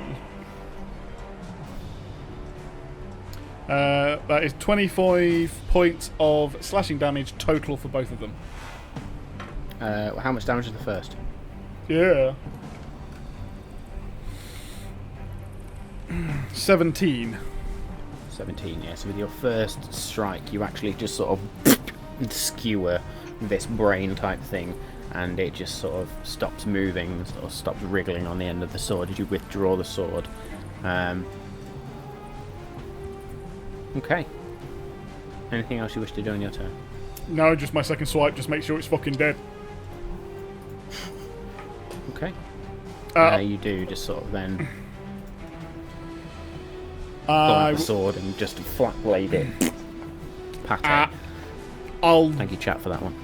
I'll look around. Okay, as you look around on the end of your turn, 2 more of these creatures just spring out of the sides from 2 more skeletons that lay there. I will shout, Kirik, point, it and is just go, your over go. there!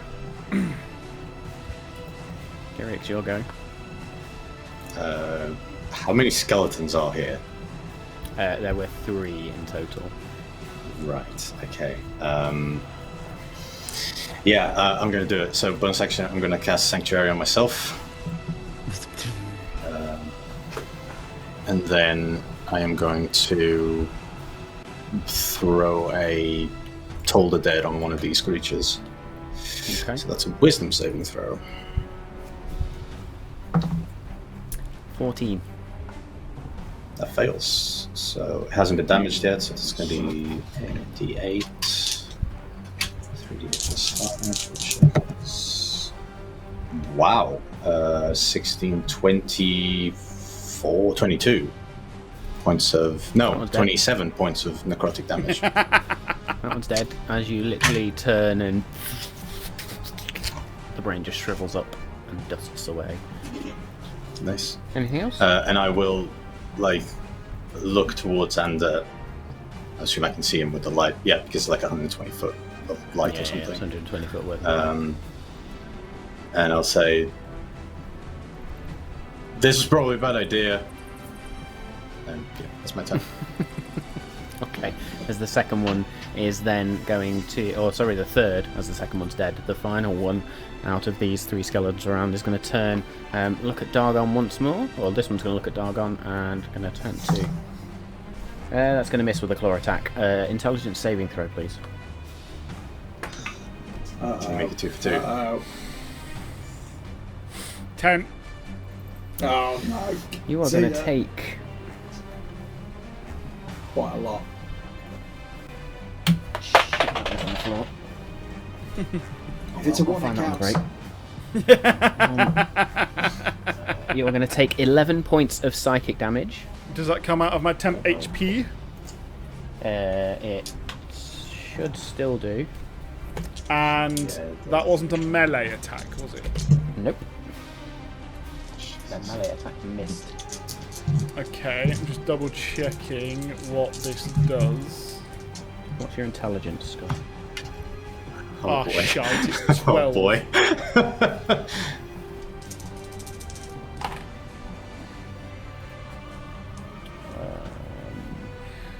Now, if it uses up those 10 HP, does that mean that Armor of Agathis is now gone, or it's still there to do those 10 damage later? It's gone. It's gone. Yeah, Armor of Agathis just remains whilst you have the 10 HP. What am I looking for?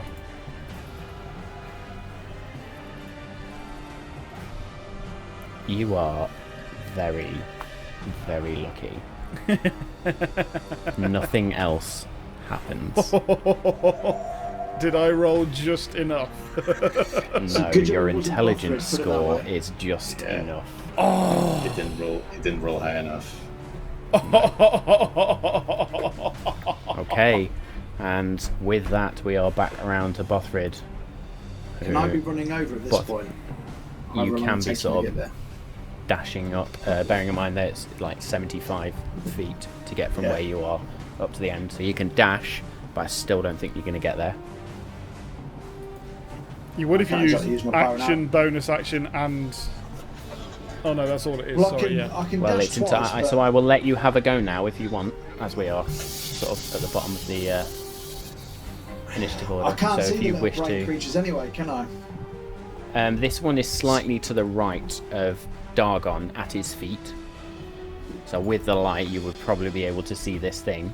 You wouldn't understand it necessarily, or whether this is actually doing anything to them, but you sort of can see splatters around the floor. Yeah, so I'll just run up. I'll just double dash, just to get there. Okay. So Not knowing what's run going up on. just in time, as then Bothrid is going to step across probably about 5 or 10 feet and swing twice with the Vicious Great Club, two-handed. Nat 20. Woohoo!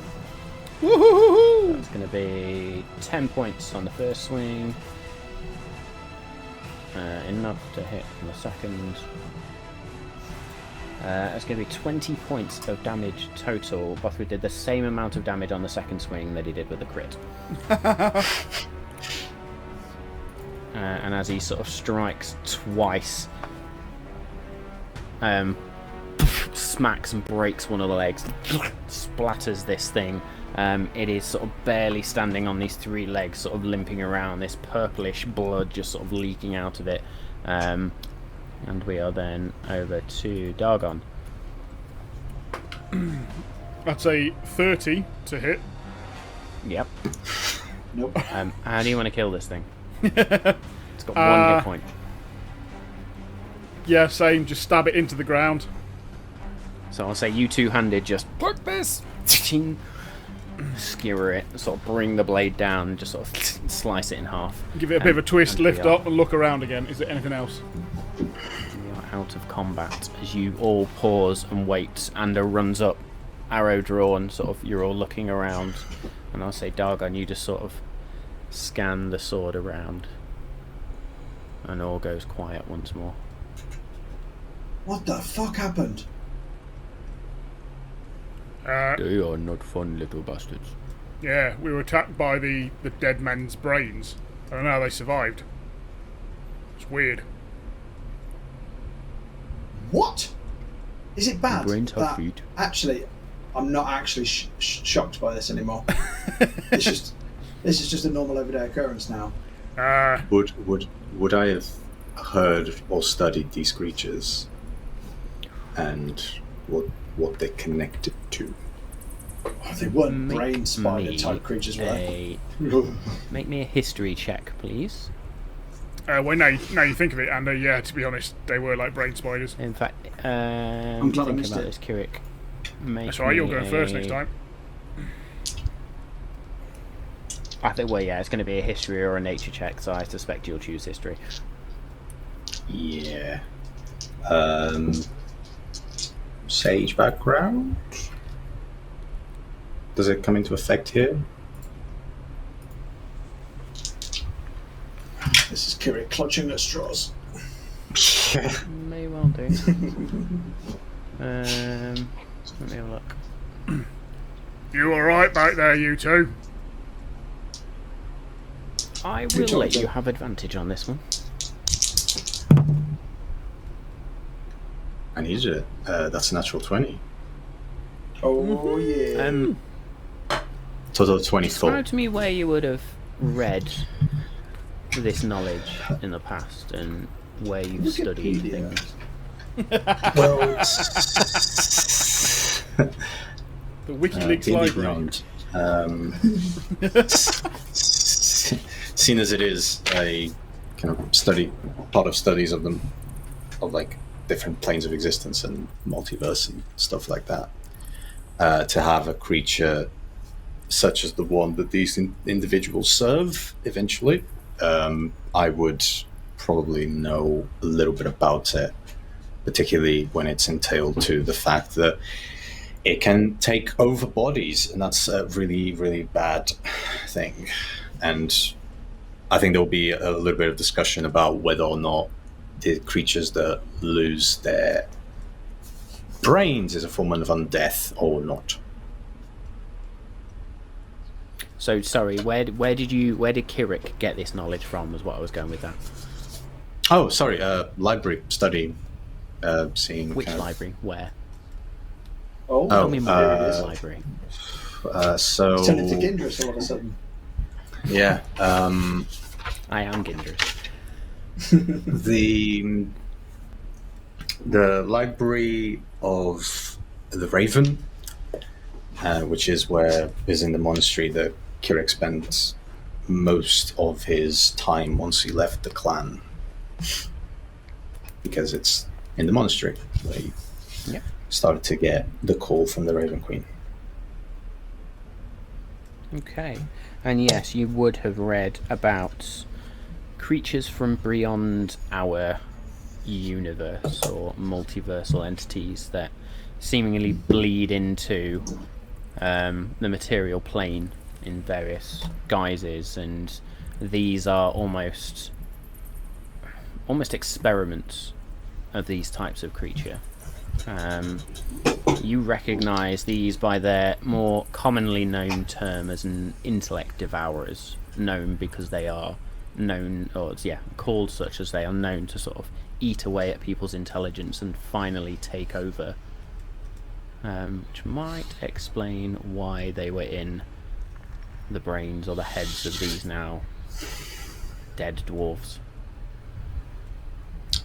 Yeah, you see just Kirik just slightly equally like fascinated and scared, as he just says, we are in a very bad place right now.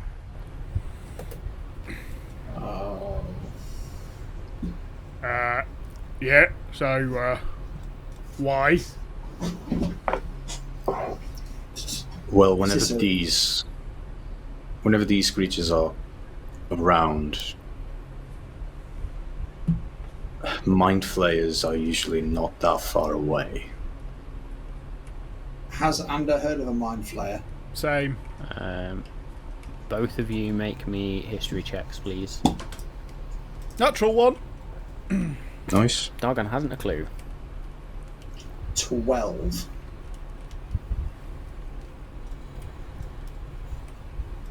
You have heard the name, but other than that, you don't understand much about what they are, who they are, where they come from, what they do. It's been you've heard it pass, or almost like in a ghost type story or scary stories, things about mind flayers, but other than that, bugger all else. What's a mine layer? Googly-eyed monsters. Yeah. Judging by your face, I'm assuming it's not good. No, whilst many creatures, well, dragons, for example, enjoy wealth and gathering material things, mind flayers, or let's hope we don't face those, but those that mind flayers work for are much more interested in thoughts and the actual brains of individuals. That's how they feed. Right, Dargon's going to start looking round at the ground. Are there any helmets? There are. Oh, there is one sort of scattered, also one helmet scattered away from the body of one of these dwarven skeletons. Just looks like a simple sort of plate helmet. I'll pick it up, make sure there's nothing inside. As you lift it up and sort of inspect it, there is a hole in the side of it. Oh, shit. I was going to put this on my head and I was going to be alright. Fuck it. Yeah. I'll throw it to the ground. I think the only thing we can hope for is that this tunnel collapsing was purposeful from these dwarves in order to keep us away from that, but they are usually quite good at tracking, I'm afraid, so they probably know we're here. So we can only... have too much knowledge in our head for it to get into the wrong hands. That is also very, very true. Speak for yourself. Well, what are we going to do? I'll tell you what we're going to do. We're going to take a short break. Nice.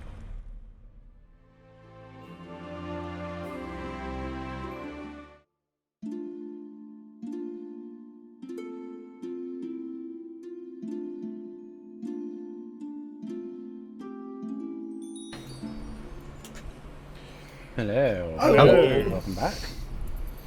So I did just drop it in the chat before the break, but again, folks, if you're not already following on the Twitch channel, please do follow and get yourself a chance to win the chance to design an NPC alongside me.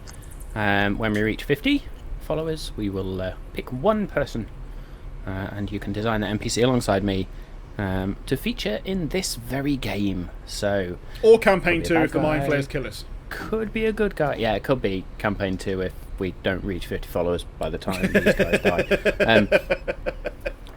Anyway, so having just dealt with these 3 intellect devourers and sort of making your way back now towards Remley and Gindris, we continue our story for tonight. As Just Gindris Just sort a of side note. looks at you. I like that we are back on our rhythm of dungeon crawling, which is 2 hours, one corridor. Let's smash out another 5 in the next hour then. Come on. There was a lot of RP, let's be fair. That is true. That is true. Cool. So you reach Remley and Gindris sort of looks and says, "Well, that looked very interesting." Yeah, you ever seen those things before? Weirdo brain spiders? Weirdo brain spiders. Can't say I have based on that description, no. Brains, legs. Intellect devourers is what they're called. Oh, intellect. Well, yes, I have heard of them. I can't say I've ever seen one.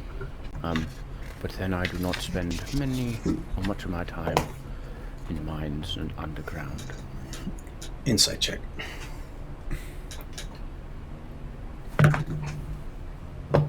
23. Far as you can tell, telling the truth. Great.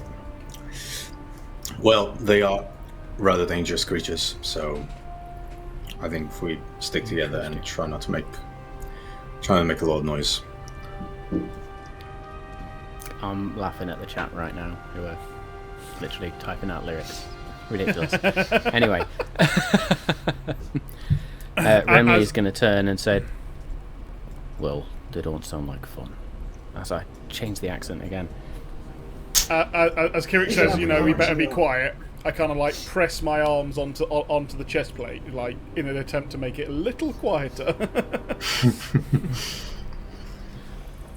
Let's be moving. Let's not stick around here for any more of these brain spiders. I would say that Timiel's wrath is still out, and so I'll turn to the rest of you. Light or no light, guys?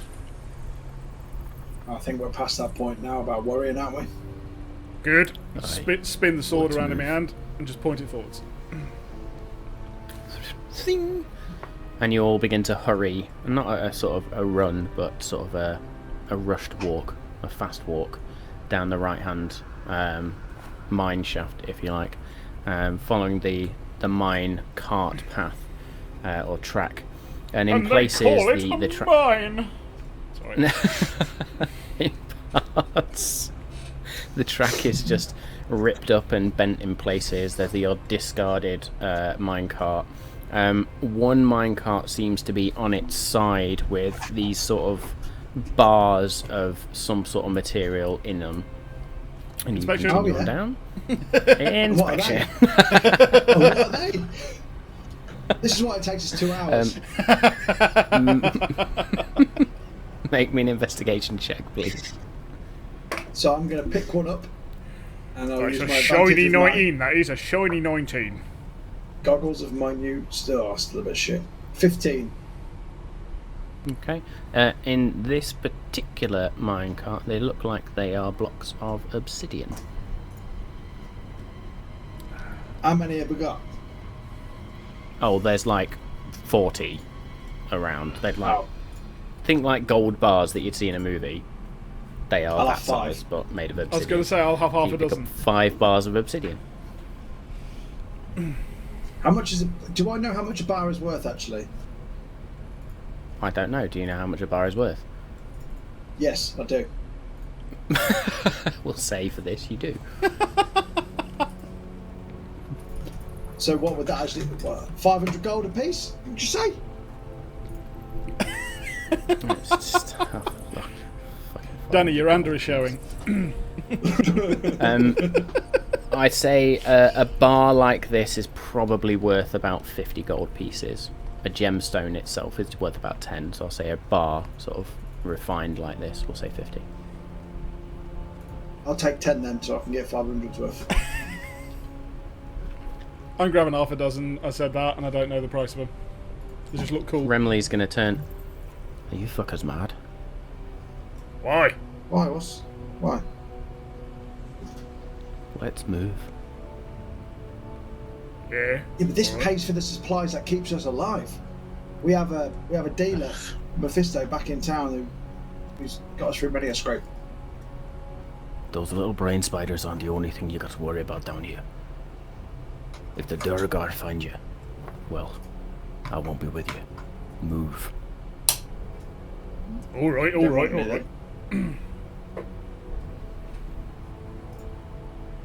then. You also get the impression that Remley is a little bit pissed off about you pilfering from his people. Yeah. Carrying on. Well, I'm not keen on him yet, so, you know. Okay, cool. So you continue on down this right-hand track, and you come to another cave-in. Basically, you reach the end at this point. There's no skeletons around. You do see what looks like maybe half of a crushed dwarf caught in the cave-in, but just the legs sort of sticking out. The armor still on them. But yeah.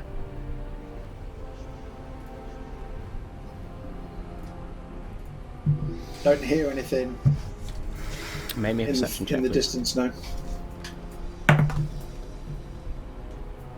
9. 17. The way you said that. 9. With a 17, you don't hear, or the only thing you hear, apart from sort of the breathing of you all as you've been hurrying along, is the sound of air moving somewhere. Sorry, Can I did you discern what say? directions, though? Yeah, sorry, did you say that we are at the end of a corridor, or is are we in the middle of a corridor? Sorry, I was having You- connection issues. You've reached sort of the end of this path. So you've gone all the way left and all the way Right. right. And we hear air moving, yeah, which You can from currently hear air moving from somewhere. Sorry, Can I discern the direction? With your perception check, yeah, it seems to be coming from the left somewhere. So do we go towards the rush of air or away from the rush of air?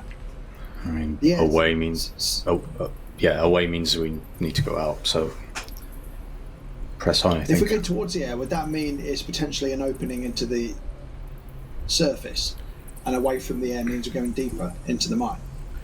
I said, So we yeah. want to get I to say, the yeah. surface, right? Well, yeah. I mean, do we want to stay in here, or are we trying to get down or out? No, I think I'd rather get out. I'd rather freeze outside than face mine spiders and whatever else is down here. Quite true. Yep. There it is. So where you To going? the left. Towards the left. So you make me an investigation check, everyone, then, please. As you now scan this left-hand wall. Investigation. Yeah. Basically, 16. you've just been walking down a shaft and a shaft the other end. So Also 16. 16? That's got to be a 1. Natural 20. Oh, nice. 26. So as you sort of rush around trying to find something, still in like a bit of an adrenaline rush, and your hand sort of skips across something, and then you're instantly drawn back to it, as it looks like there is just this see-through hole. And why I say see-through is it looks like there is something there, but you can actually see through the other side, and you see a staircase that continues on down. Oh, I think I found a secret door. The only kicker is it doesn't lead out, it leads And down. you can see through it. All right then, Remley, you open the fucker. Remley just looks and sort of, aye, okay, carry on. So is that a no then? Should I go back to what I was doing? Yeah, okay, right. He's keen to get out of here. He's- Oh, Jesus. Looking at him. He is very cranky, he is not a morning person. Do the stairs go up or down? Down, Down. so they don't necessarily lead out, and I don't think I want to know where they go. Shall we try and push on the quickest way possible? Any open spaces?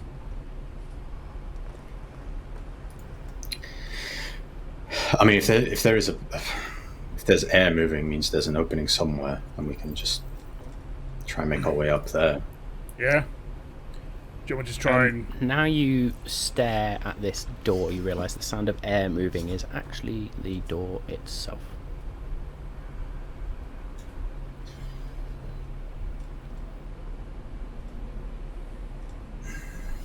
Do you want me to pry it open? Do you want me to do anything? Can I see any way for it to open? No. Not like there's a Lullaby. handle or anything, or as you whisper lullaby. The door in front of you does nothing, but you can hear sort of a Oh no! Oh no! I've opened the door behind me. distant. If I've just opened the door for them fucking trolls that are on the other side. Alexa, cancel.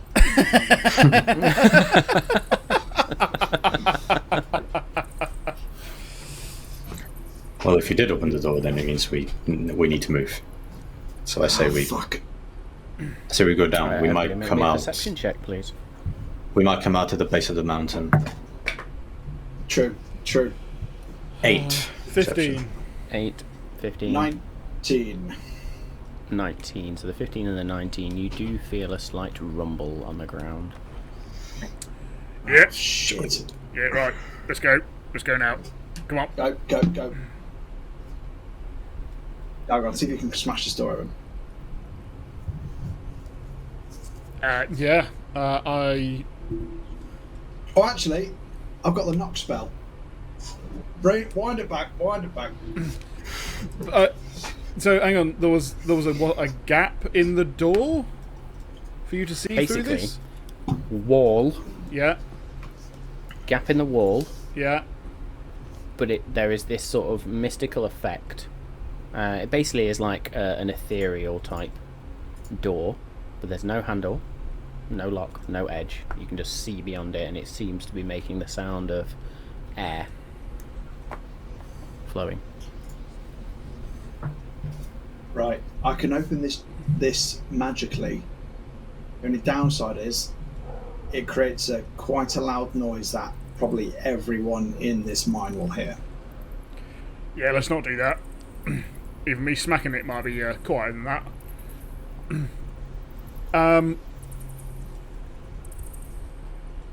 Has Ander been up against this shimmering wall and putting his hands on it, or His hand moved across it. I'll try and put my hand through it? As you try and put your hand through it, solid.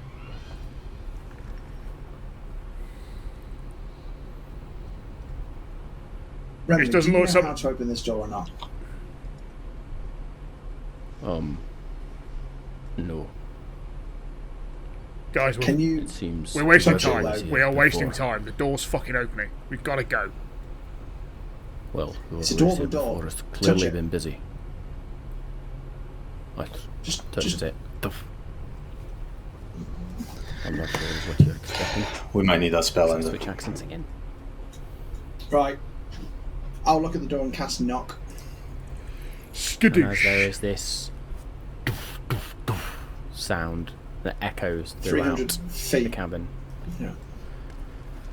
nothing happens. Oh, cock, that was a waste of a spell slot. Oh, fucking magical. Now everyone knows we're here and we can't get through. Are we going a different direction? I think we might have to. Yeah, I think we can't just sit here like ducks. We have to live. Well, there is nowhere else to go, so there must be a solution. Any ideas? Fine. Well, let's study the door and see what it's. Well, I will cast Detect Magic. Okay, you cast Detect Magic. Fucking doors. This ethereal door just glows this nimbus of white. A fake bit of wall looking like a well, looking like nothing apart from a fake bit of wall. That's why.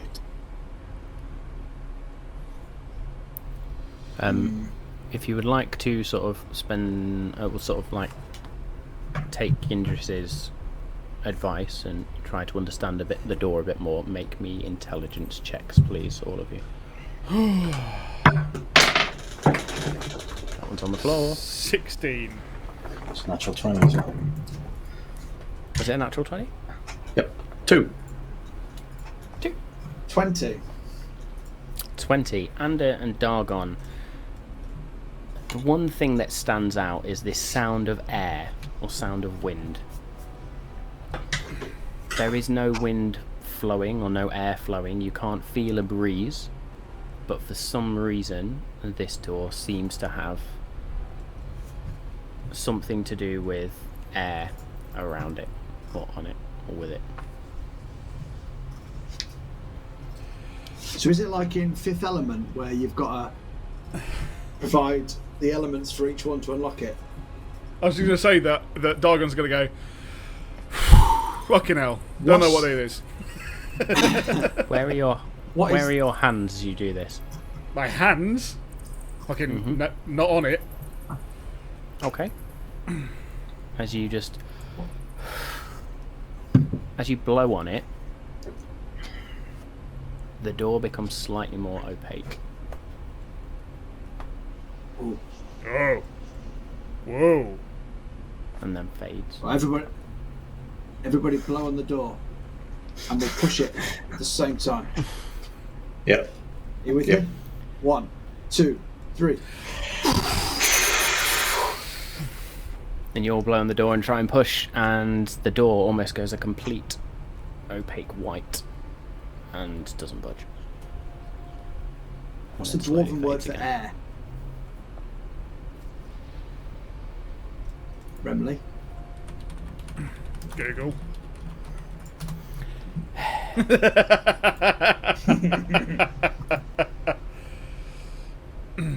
I'm trying not to take the fourth wall break of trying to put our hands on it.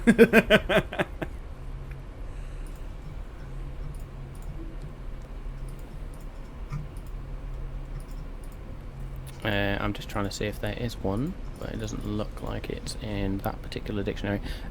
So we'll see. Remley does just step up and speaks a word. Nothing. I will try and just full bore push on this door as hard as I can. No matter how much strength you put in, this door, this barrier is not budging. Can I listen to see if I can hear anything else from where we came from? So if wind Make makes me it a go perception check, please.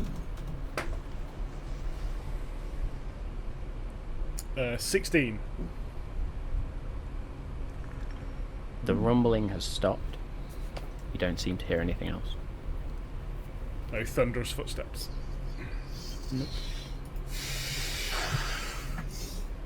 So air made it go more transparent. There's got to be something we Opaque. have to do on opaque on top of that. It feels like it didn't have enough air. That's what it feels like. Are we trying to make it a full door so that we can then actually, like, use it?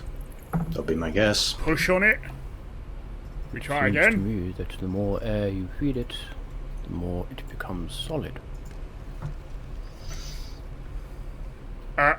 Flames Oh, use so up. it's getting- Flames use up air. Fire some flame at it. So opposite.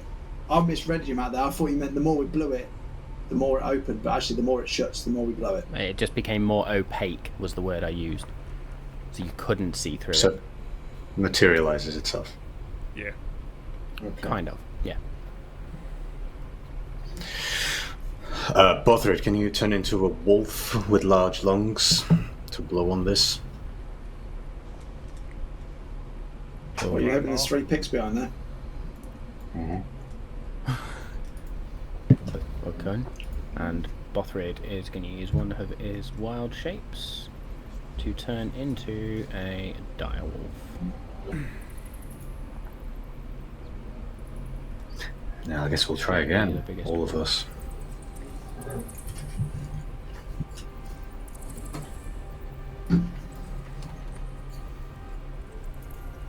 Okay. Can anybody produce a wind spell? Don't have gust. Looking at Gindris as well. Gindris just looks.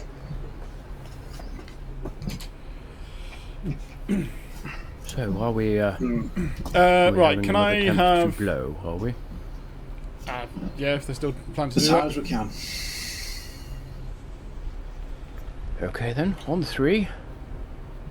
1, 2, 3. Bothrid just sort of roars or howls at this thing, and the door becomes solid. It's literally this solid block of white now. As it does that, I try and slam into it to like knock it over or open it. As you slam into it, It you're gonna take hurts. 2 points of bludgeoning damage. Lovely. As it does, you just smack in, and it's like the hardest material you've ever come across. We're looking at this the wrong way. I think we need to get some fire. Burn out. That's what uses up air. The harder this gets. So, just try and I'm just going to start looking around for anything that I can find that might burn. Anything they might have had down here, even explosives. I don't know what they've got. Make me an investigation check, please.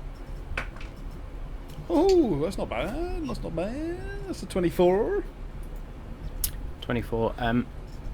You don't see anything other than really sort of broken mining equipment. A lot of it made from metal as well. There's maybe the odd wooden handle of something, but splintered. Does the mine track lead to this bit? Yes. So the mine track literally led sort of from the door, split left and right, and has reached both of these dead ends. So if we get that mine cart, do you think it would let the mine cart through? We can try. How many of us fit in the The mine track cart? of the mine cart doesn't go through this barrier. Oh, okay. Right. Never mind. However, if Ander, says something along those lines, I'll grab an obsidian block out and I will lob it at the door. As you throw the obsidian block itself at the door, passes through. Oh, fucking Jesus Christ! Dunk, dunk, dunk, dunk, dunk, dunk, dunk, dunk, down the stairs. I will hold an obsidian block in my hand, push it up against it, and see if my hand goes through. So you get the obsidian block in so far, and then your hand just... Oh, fucking Jesus. Ooh. I would try, I'll grab a stone, a random pebble, and I will do the same. As you throw the random pebble through. Gosh, not letting us through. Ooh. So, what is different between us and the stones, I wonder? Oh, we're alive. Yes, we are. We're flesh and blood. Breathing seems to make it more solid. Oh, he's spoon feeding now. Hold your breath. Now that's not a I'm gonna bad idea. I'm going to hold my breath You tried. and walk to the door and try and walk through it. Make me a dexterity saving throw, please.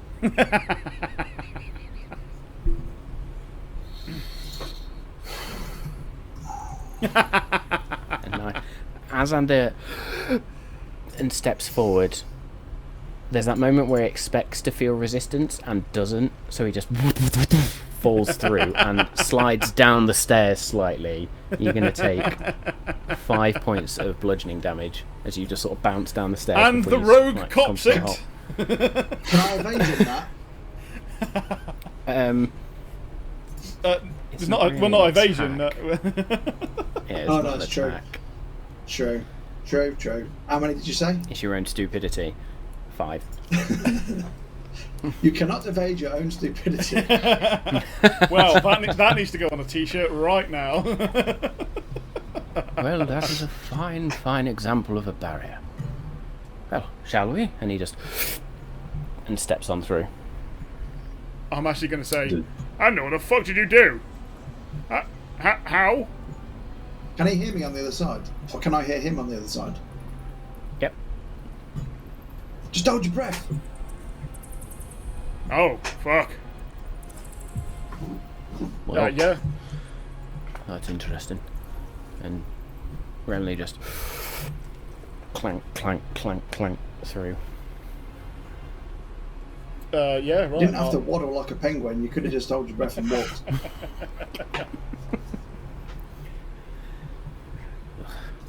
I'll hold my breath. Remind and me walk when through we as get well. out of here for us to go separate ways.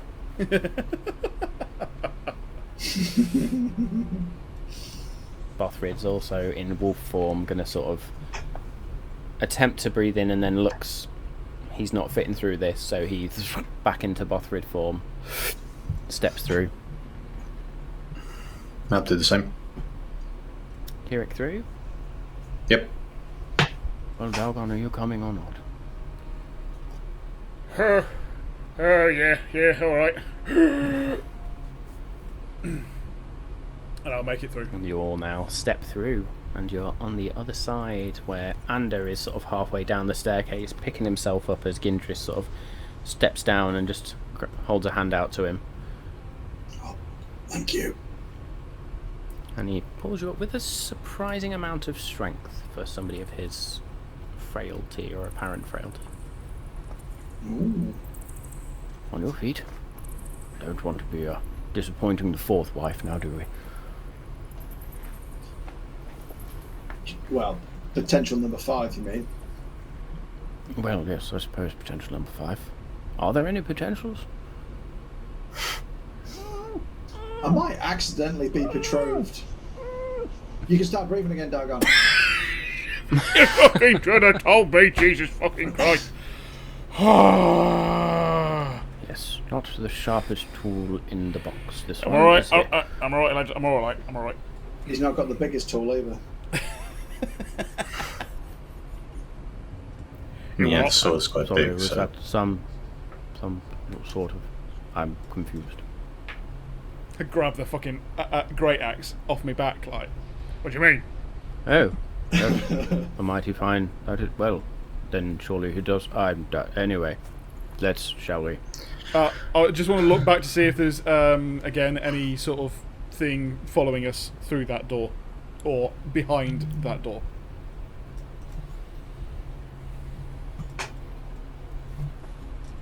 Your phone's vibrating somewhere, but I can't see it. No. Cool. What do we see down these stairs? What do your elfin eyes see? More stairs. Even with the 120-foot Even with light? Even with Timiel's wrath. More Oh, stairs. good. Well, let's go down then. So See you where do this continue leads. on down.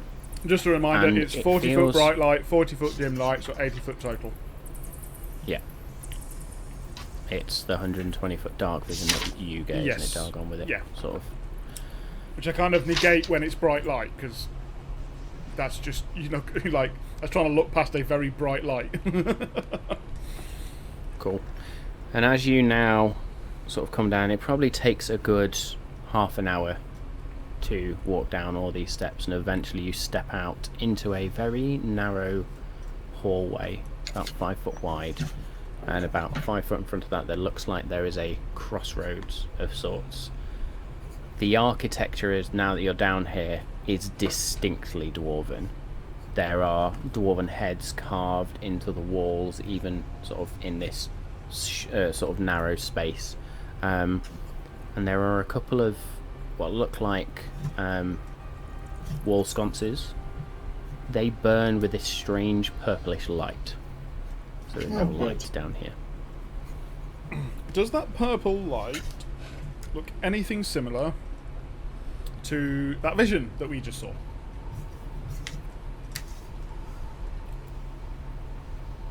Kind of, yes. Lovely. What do we see down both corridors? So this is a crossroads, as I say. So as you step into the centre and you look right, there is a room off to the right. It looks like there is a corridor to your left, another room, and a corridor beyond that, maybe another room beyond that. If you look straight ahead of you, basically there's a dead end and it sort of turns right from there. Are we trying to get out as quickly as possible? Are we searching? I think get out as quickly as possible. Did you say? Sorry, Did you say the one in front of us heads right after the dead end? Yep. So it goes forward for about 20 feet and then turns right. And then the one on the left goes Straight, but through 2 rooms. right. Okay. Oh, there's one room, the corridor continues, and it looks like there's another room, as you can see sort of the wall sconces carrying on. Yeah. Remley looks. I don't remember this. This is strange. You mean you remembered that door in that cavern up there? The mine path. I remember. These caverns. These aren't... Well, they're clearly not new. But I don't remember them.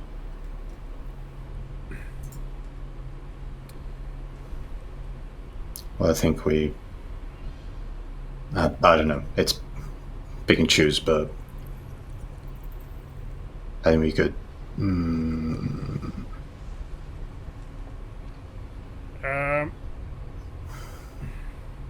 Well, I don't know which way we're going. One of you guys can make a choice, but I'm going to say I'll go first. This is ambush territory. I'm going to cast Divine Intervention. Hey! Like a parole! 91. Way! Close!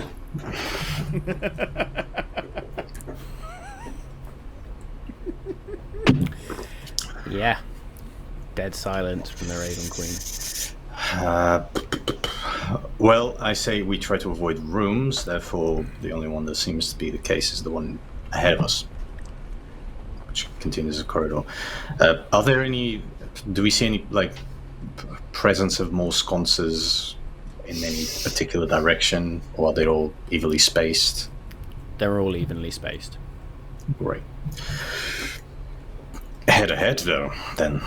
In front, I say. I lead the way.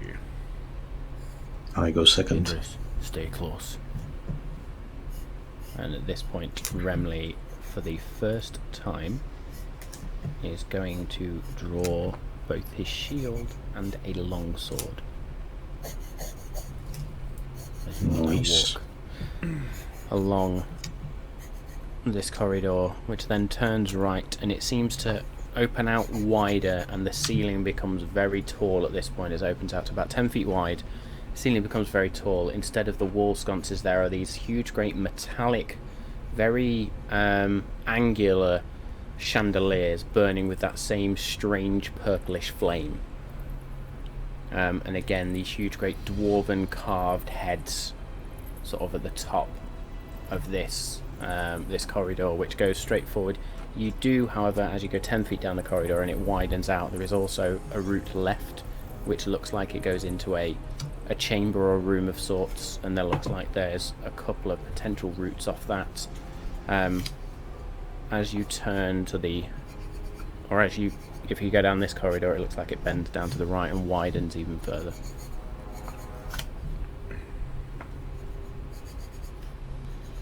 What do you think? If you said you wanted to avoid rooms, there's only one way to go, isn't there? Yeah, true. Plus the corridor seems to widen as it goes further. That might be good. Might also be bad. Knowing our luck. So if we go straight on, there's no rooms, or we could go right and there's no rooms.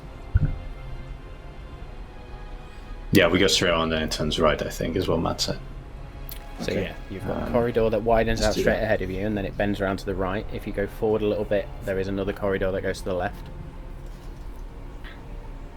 I'd put this on the map for you, but I've not quite finished it yet. I say we go right. It's a big fucking dungeon. Agree. So we keep going down the corridor and then right. Yeah. I Okay. will also do the same, and I will get my shield out. So I'm now holding Timur's Wrath one-handed, and I will also then smack my shield on my armour and cast Armour of Agathis again. Okay, as you turn right, there's a distinct orange glow that sort of comes out. As you turn now and walk forwards, you're in a wide corridor, but in the centre there is this walled off section which is just basically a hole in the floor. And as you look down, you can see what looks like a huge, great antechamber of sorts. Lava flows along the bottom. Oh. A river of lava flows probably a good mile down, but you can see now caverns and structures, and this looks like it might be the mine proper directly below you. Seeing the lava, I take a half step back, just out of instinct. Remley turns and sort of notices this.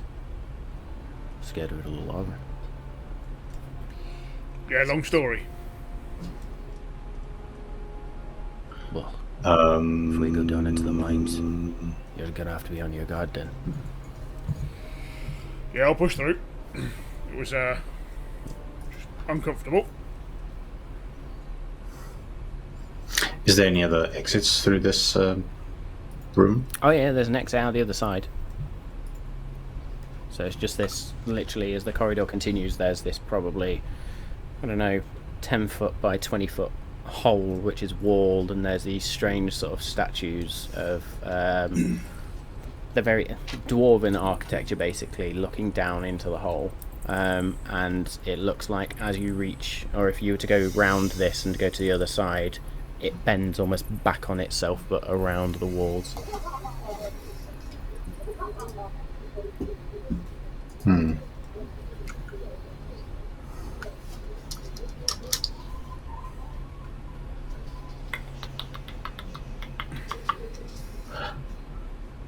I'm going to. Am I? Am I going to do that? No, I'm not. Too long. Well, what do we think? Seems to be fairly deep, and Dagon, you don't seem to like it that much. So we keep walking. If we said we want to get out, we need to get out. The longer I'm in here, the more I'm going to get distracted by potential things that I may want to take for myself. So I know Interesting structure, isn't it? I know it was the door that was giving us the perception of wind. Can we now feel a breeze? You know, are we getting the hot updraft from down below? Oh yeah, now? absolutely. Right. Hot updraft. Okay, but are we getting anything cooler from the other corridor? I think there's no way down through this hole. This was just a hole. This is not like a good Well, you idea. can fall down it. Well, it's not my plan. There's no ladders or ropes or stairs off this or anything like that. But no, I say we if you were keep to going. move past it, yes, it would get cooler, but mainly because you're not stood right next to this hole Yeah, leading yeah. down to a pit of lava. Yeah. Yeah, we keep going ahead if there's a go ahead. If there was a way ahead. Okay. Everybody make me perception checks, please. We'll find People out just Remy's lose actually kill. a mind flare. Perception check. 17. And a 25. now. There we go. He's back. Is he? He's refreshing. He's back in. Give him a second. I literally went down, but it was a natural 20 on the perception check. Oh, nice. So you and Ander both hear what sounds like heavy footsteps coming from the direction you are now heading.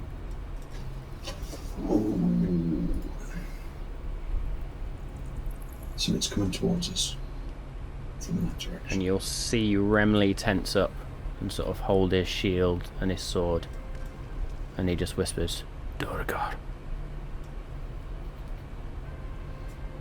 I turn back and just like, fight or run. I say hide, but I follow your lead. Is there anywhere to hide, looking around the room? In this particular room, no. We've moved past the one with all the statues in.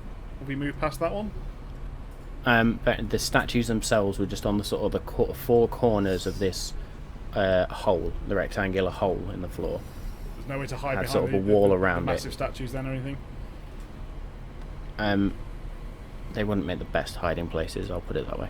No, that's fine. Right. Then back.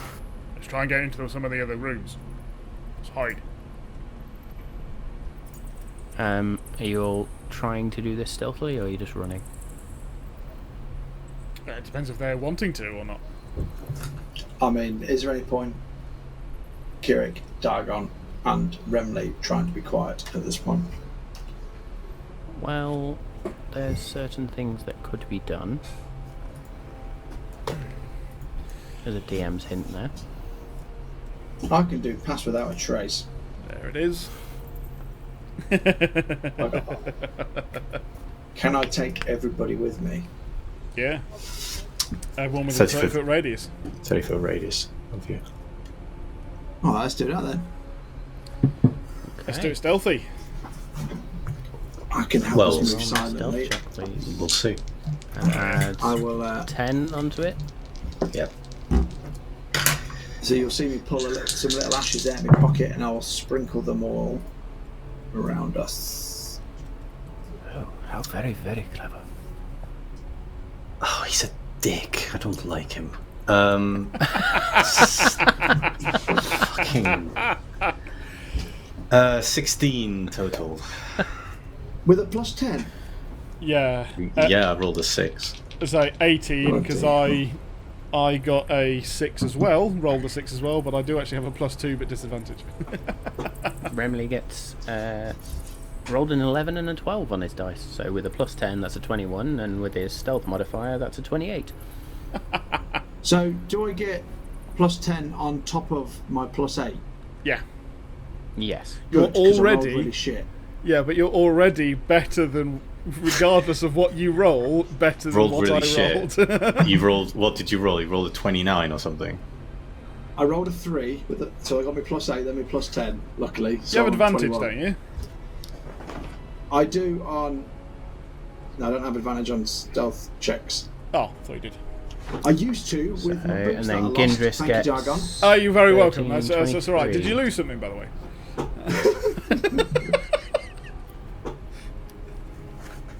So, did anybody roll lower than a 10 total? No. No. Can't have done with a Don't plus think 10. it's possible with pass without a trace. True. So, in fact, we'd better just check Bothrid. Unless you have a negative. He's going to roll a 1 now. Unnatural 20, so 30. He just sinks into the stone. Fuck, So, yeah, we've lost nobody Bothrid. rolled any natural ones, which is all good. You all managed to creep back.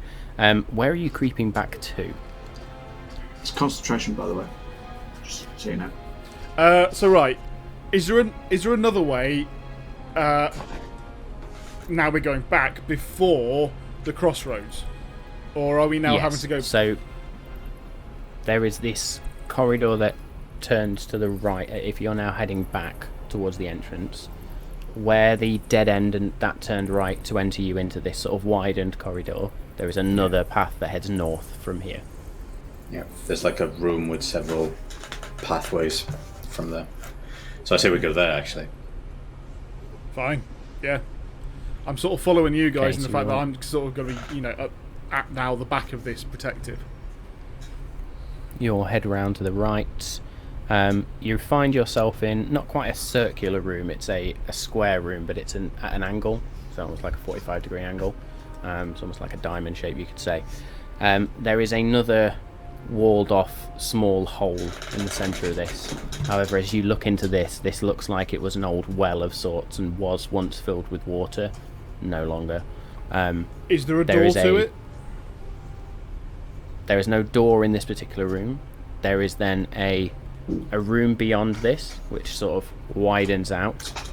As you look, that room seems to be full of dwarven skeletons and armour. No. We do not go any You'll further. just hear Remley under his breath is just going to say, bastards. If I wasn't going to hide, got holes I'd in their rip heads. them to fucking shreds. Where was that? That's in the room. That's in the Behind corridor us. in front of us. North, yeah. So, There is another 10-foot corridor which turns right, and there's another crossroads about 15 feet ahead of you from there. I mean, yeah, if we're trying to lose people, then as many turns as we take is the best. So I say we go for the crossroads again. The one to the right in this room. So this is a We could have new walked straight crossroads. past them, couldn't we? Yeah. So new crossroads. You can head north. That looks like it goes up for a good 40, 50 feet. You can go straight ahead. That opens out into a widened room, and it looks like there may be a small exit off the most northeastern point. And what's to the right? To the south? As you sort of enter into this crossroad, you turn south, 10-foot alcove. That's it. There is just a dwarven statue in this. Literally just a dwarf, full plate armor, hammer.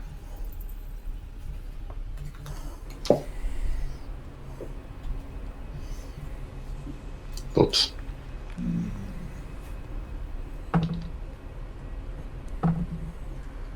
In theory, though, if we're now moving silently, essentially without a trace, couldn't we just walk past them? Doesn't quite work that way. Still see you.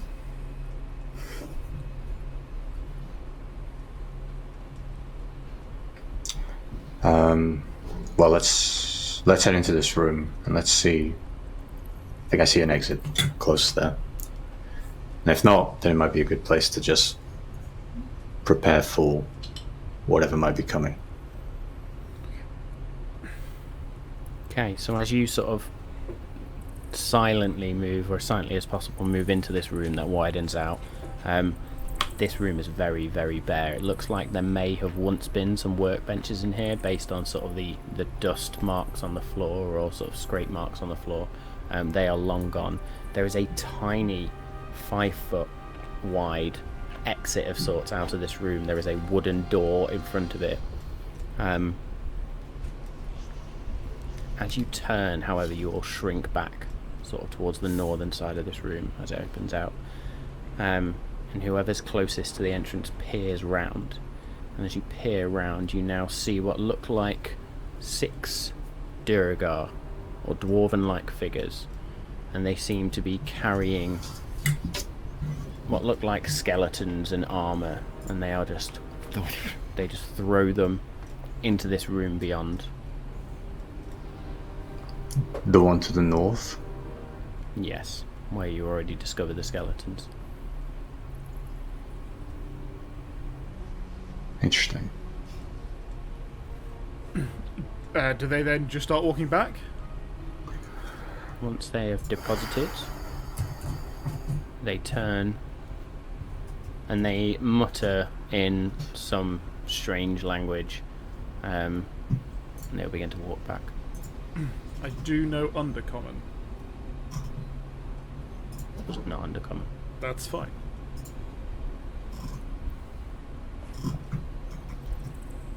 How far away are they from us?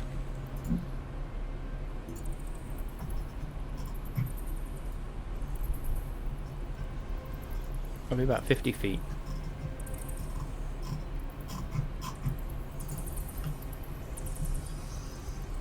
Is there is there one of them that is slightly like further back than the others? Are you looking for a straggler? Yeah. And the minute they are sort of walking in a sort of a 2x2 line, there is one at the back. They are still quite close together, however, unless you wish to try and distract one at the back. Yeah, probably. I'll throw a pebble to the little alcove with the statue. Okay.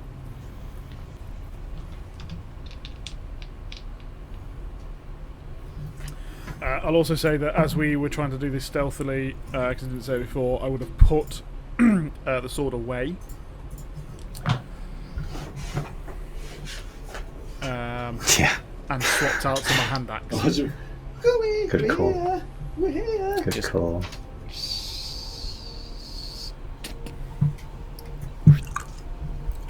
As this pebble just skitters against the statue, and that the last Duergar sort of stops for a second, listens and looks around.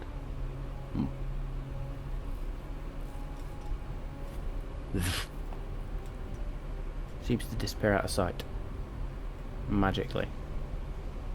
What? Make me a perception check, please.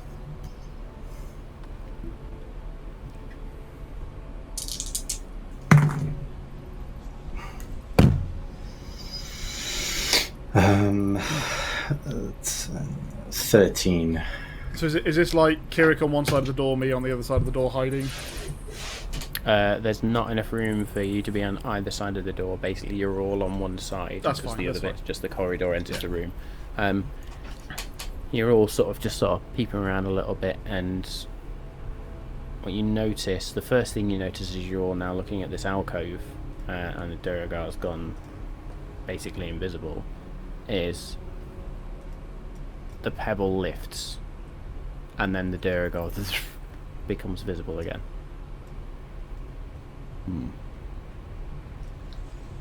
Do we see any of the other Duergar? No. I'm going to cast Hold Person on him. You beat me to it. Bothrid was also going to do the same. However, so you literally sort of jump around the corner and cast a spell. That is a charisma saving throw, is it not? It is a wisdom saving throw. Wisdom saving throw. I do that sort of thing where you like throw the hand back slightly can do further one up to the person other part of the handle and just like ready to, 12. Hey! He is paralyzed. And you just see For a the minute. Duergar holding the pebble just sort of...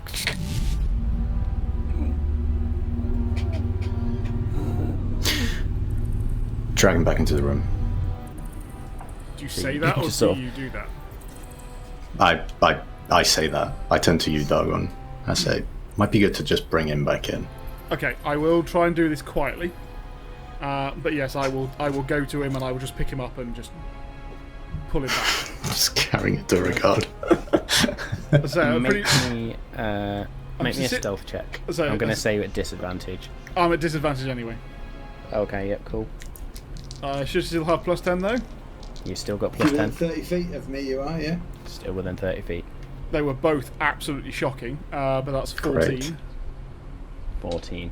So there is some sound, and you sort of drag this Duergar around, and as you drag the Duergar around, you don't hear any sound from sort of beyond the tunnel, but you do, however, notice Remley just turns the sword and points it down at this Duergar, and just sort of leans in close. What did you do to my brothers? And we are going to leave it there for tonight.